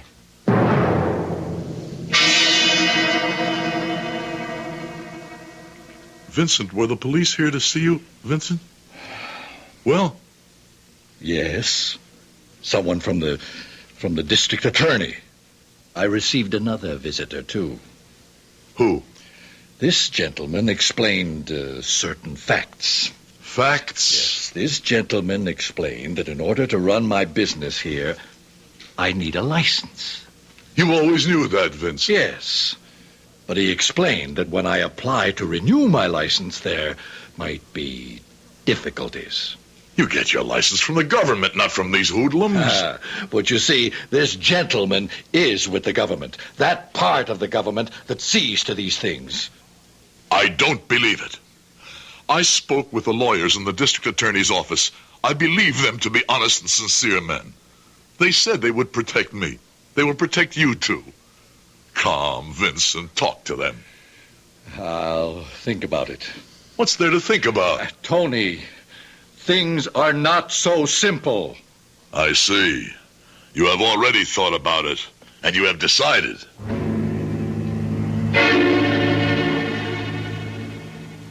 Good morning, Mr. Boda.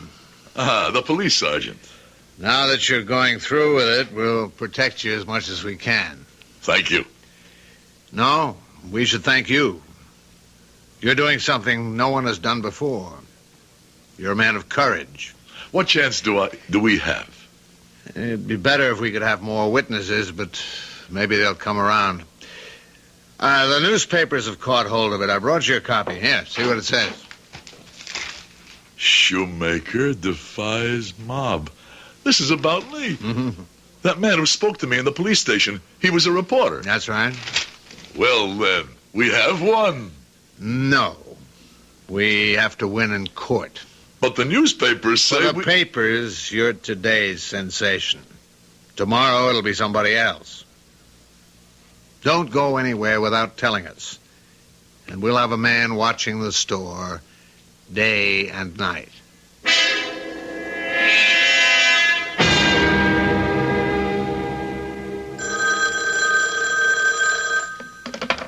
Hello? Yeah, where you been? Well, how come I couldn't reach you all morning yet? Yeah? Well, what have you been doing? You're supposed to keep it out of the papers. It's all on the front pages. Listen, this case can't go to trial, you understand? Well, you figure it out. That's what you get paid for. Clowns. I'm surrounded by clowns. Oh, Daddy. Marissa, what are you... shouldn't you be in school? Yes? Something the matter? Daddy, I even have a midterm exam. When? At 2 o'clock. Well, that's 4 hours from now. I'll drive you back up there myself, huh? No, I have my car. Marissa? Look, there are stories in the papers, and my friend said to me, of course, it isn't your dad. And I said, of course not. It's another alkali. And, well, the reason I came down here... was to ask me... Oh, Daddy, I didn't know what to think. It is another alkali. Daddy wouldn't... Oh, I knew it. Oh, Daddy, can you ever forgive me? What's to forgive? How's school? Oh, look, Daddy, would you mind terribly if I change my major? I've decided, finally. It's sociology. I want to work with poor children. Okay, you go right ahead, baby. You do whatever you want. Oh, well, some of us are thinking of renting a store or something downtown and helping kids study the core subjects. Hey, I'll tell you what I'll do. I'll pay the rent and buy the books. Oh, Daddy, I don't know what could have possibly gotten into me. How could I have even thought... Forget it, Marissa, baby. Forget it. What I forgot was what I should always remember. It's in the Bible you bought me. Honor thy father. Hey, you better get back to school.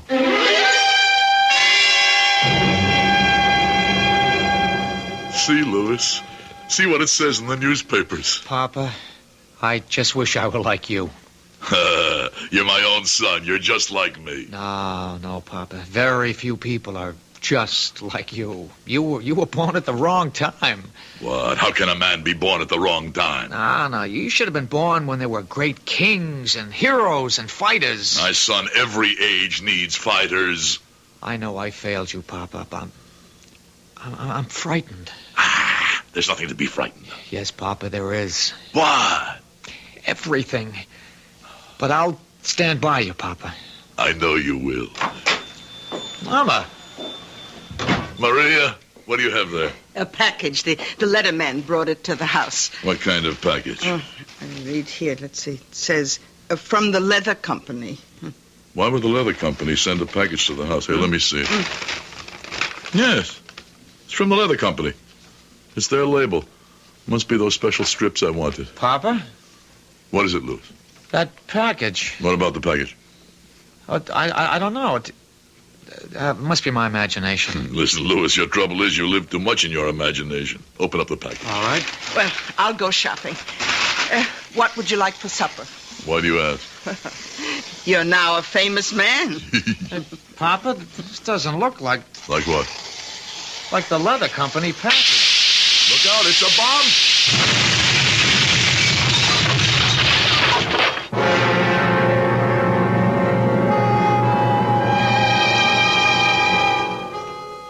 Just a moment ago, the shoe repair shop of Anthony Boda and Son was a neat, bright, cheerful establishment.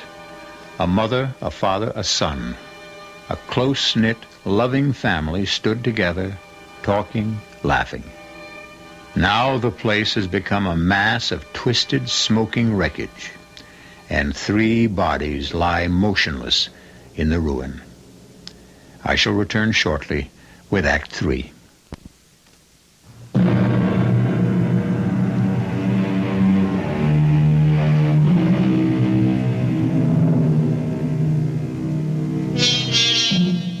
When Anthony Boda was a boy in the darkness of the old country, America was a shining beacon light in the distance.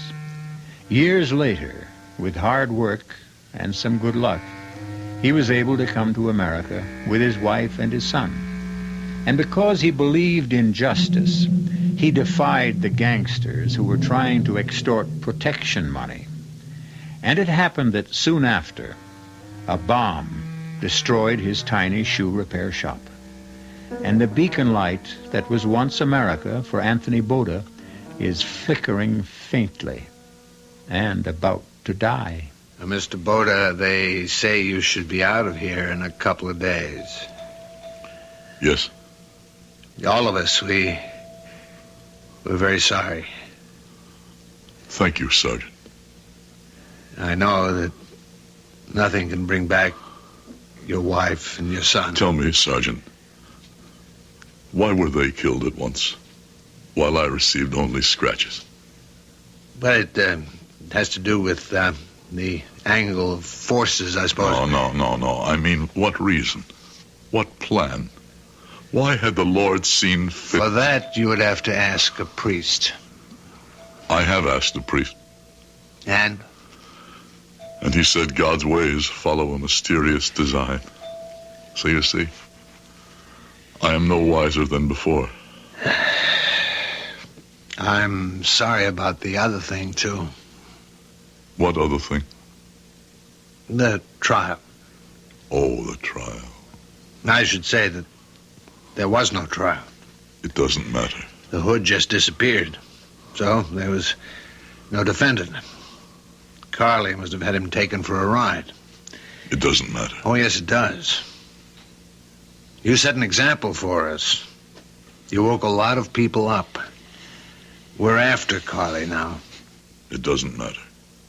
You can't keep saying it doesn't matter. I have succeeded in unraveling the riddle myself. You see, I had become arrogant. I had forgotten the law of nature. The strong destroy the weak. I had seen my pictures in the newspapers.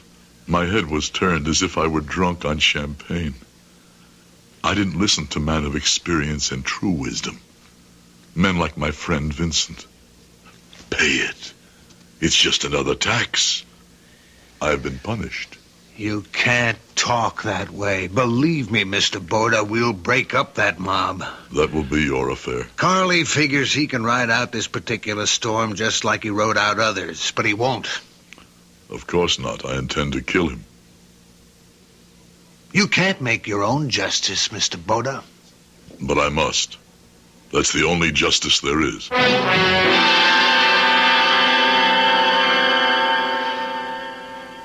I didn't think you would ever speak to me again, Anthony. We've been friends too long, Vincent. I forgot that. I should have agreed to be a witness, not because it was right or wrong, but because a friend asked me. Maria and Louis. I'm so sorry, Tony. They must be avenged. What are you saying? I must kill this animal. Kill him personally. This Al Carly. Tony, this kind of thing, it's not done in America. I'm sick and tired of being told what is and what is not done in America. I don't want you to get into trouble, Tony. I come to you as a friend. Will you help me? Well... The answer is yes or the answer is no. The answer is not well. The answer is yes. The hunting rifle, the one your father made. Tony. There's no better, no more accurate weapon in all the world. But what can you... It gives me 2 barrels, the over and the under. I need only 2 shots. One for Mr. Carley, the other for his bodyguard. Well, you can't walk around the streets with a rifle. No, there is no way to get him here in the city. But I have learned something. On a Friday night, he slips away. He takes the turnpike north. He drives alone, except for this bodyguard. Tony. There's a place where the road is being fixed. So one must slow down. That's where I will be in ambush. Well, the rifle. Can I talk you out of this, Tony? No. I knew that. Well, when do we go there? We. What is a friend, Tony? A friend is another gun to stand beside you.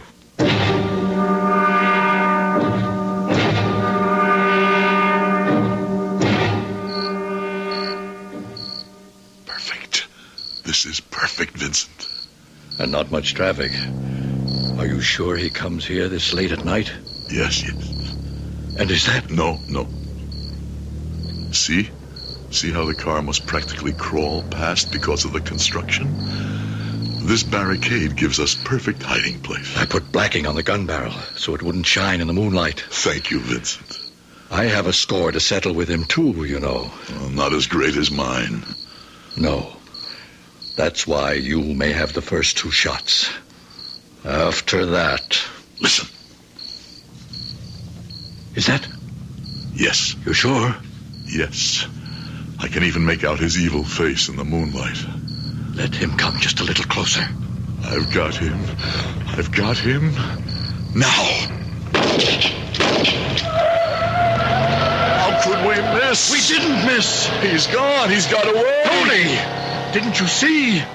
The shell simply bounced off. His car has a coat of armor. The glass is bulletproof. There's no way we can shoot him. There's just no way!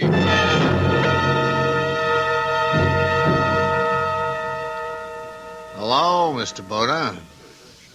Good evening, Sergeant Carey.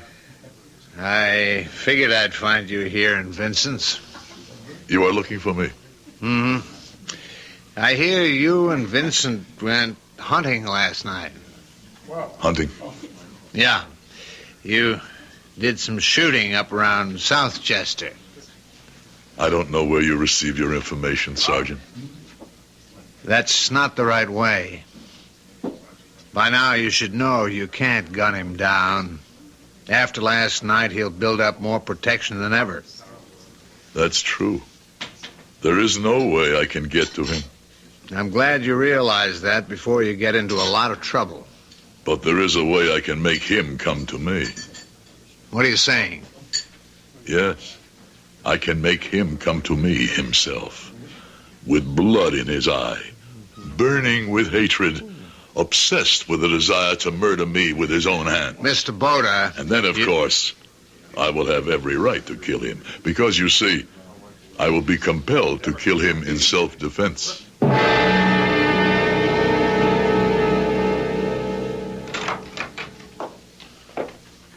Oh, hello. Good evening.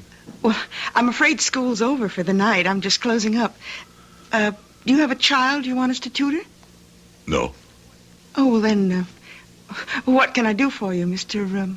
Boda. Anthony Boda. Is the name familiar? Well, I don't know. I seem to remember seeing it somewhere, but I can't recall. What do you want, Mr. Boda? Your father, among 1,000 other crimes, killed my wife and son. What are you saying? You know what I'm saying. But you must be mad. I'll call the police. You call the police? But why? I've done nothing wrong. I have merely stated a fact. Look, you get out of here. Will that change the fact? My father, he's good, he's kind, he's the most decent man in the world. How does your father earn his money? Well, Where is his factory? What goods does he handle? In what does he trade? I'm a shoemaker. I smell of leather. Your father, He smells of death because his business is death. I don't know what you're talking. Were you about to say you don't know? You don't wish to know? You read, you think? Oh, get out of here. Get out! Get out! Good evening, Miss Carley.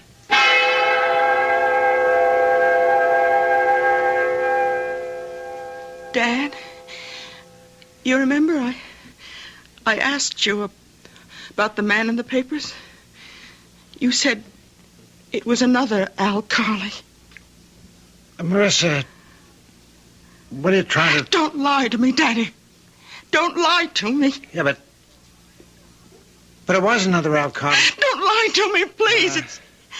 It's bad enough I've had to lie to myself. It was another Al Carley. Now listen, please, listen. There are two Al Carleys. One is your dad. The other is somebody who does what he has to do. The only thing he knows how to do. Oh, I never saw it before. I suppose I never wanted to see it, but a man named Anthony Boda, just a shoemaker, opened my eyes. And I can never close them again. Boda? Did you say Boda? Anthony Boda. I have never seen such dignity. I was a fool. I should have made sure of him before. But I'll kill him with my own two hands.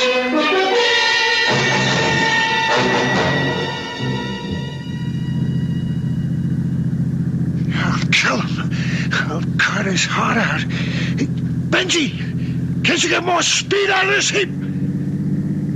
Come on, faster! There's a state trooper. Lose him. Look out! Look out! That idiot up ahead! He's turning! He's...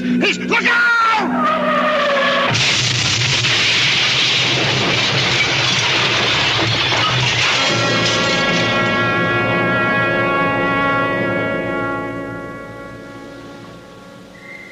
Mr. Boda.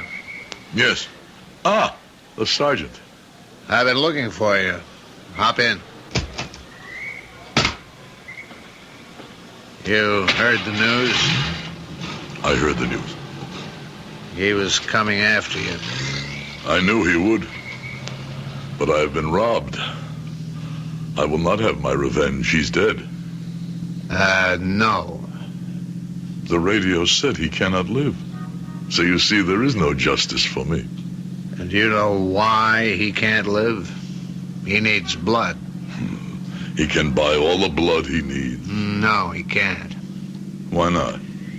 Because it so happens he has a very rare type of blood. And he needs a transfusion from someone who has that same type. Only someone with that same blood can save him. Surprising. I thought his blood would be as base and as common as sewage. We do know of a donor. The hospital has a record of someone with the exact same blood type. Why tell me? Because you are the blood type. I me? I have the same blood as that swine? Yes, Mr. Boda. The only person we know of. How was this fact made known? Well, when you and your wife and son were brought to the hospital, naturally your blood was typed. One of the lab technicians happened to remember. Well, that's the blood Carley needs. Or he'll die before tonight. You expect me to give my blood to the murderer of my wife and my son? You expect me to keep this animal alive? Mr. Boda. How I prayed that I would kill this monster. I thought my prayers would never be answered, but they were. They were. I now hold his life in my hands. So you see, Sergeant, this is justice. No, that's not justice. It's revenge. Let the law deal with him. You may drive me to the hospital, but he'll never see one drop of my blood. And why do you want to go to the hospital? To look in his eye, to laugh in his face, to let him know who has conquered.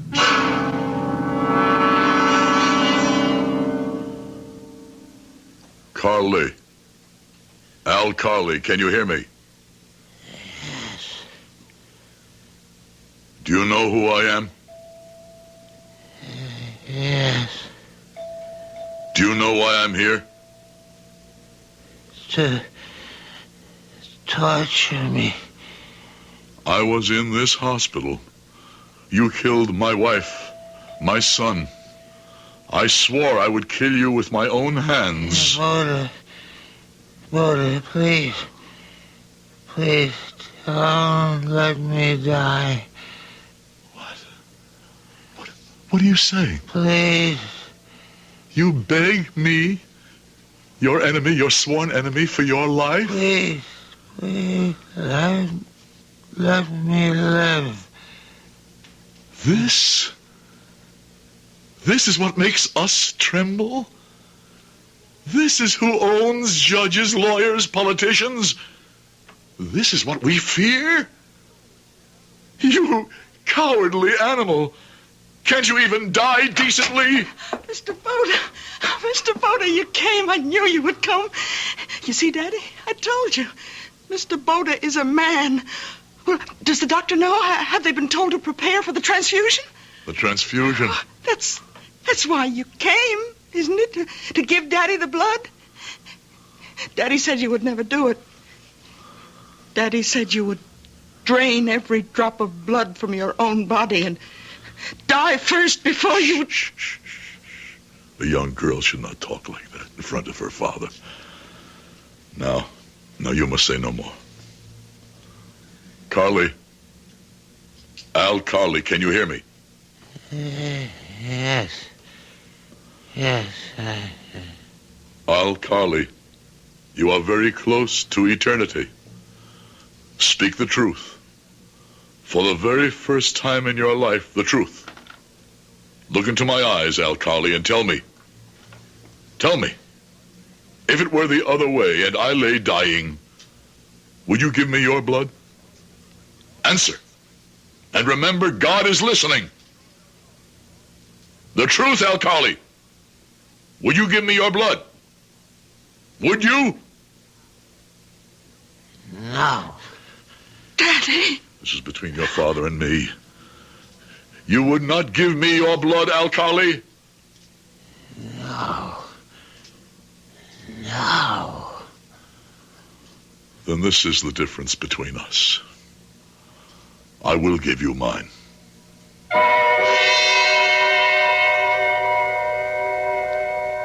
Al Carly recovered.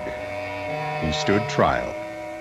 His empire collapsed like a towering castle of sand when the high tide sweeps up on the beach. Al Carly will not be around for a while, 99 years to be exact. But when his daughter needs advice and comfort, she visits with Anthony Boda. They're good for each other. Each makes up for something the other has lost. I'll be back shortly.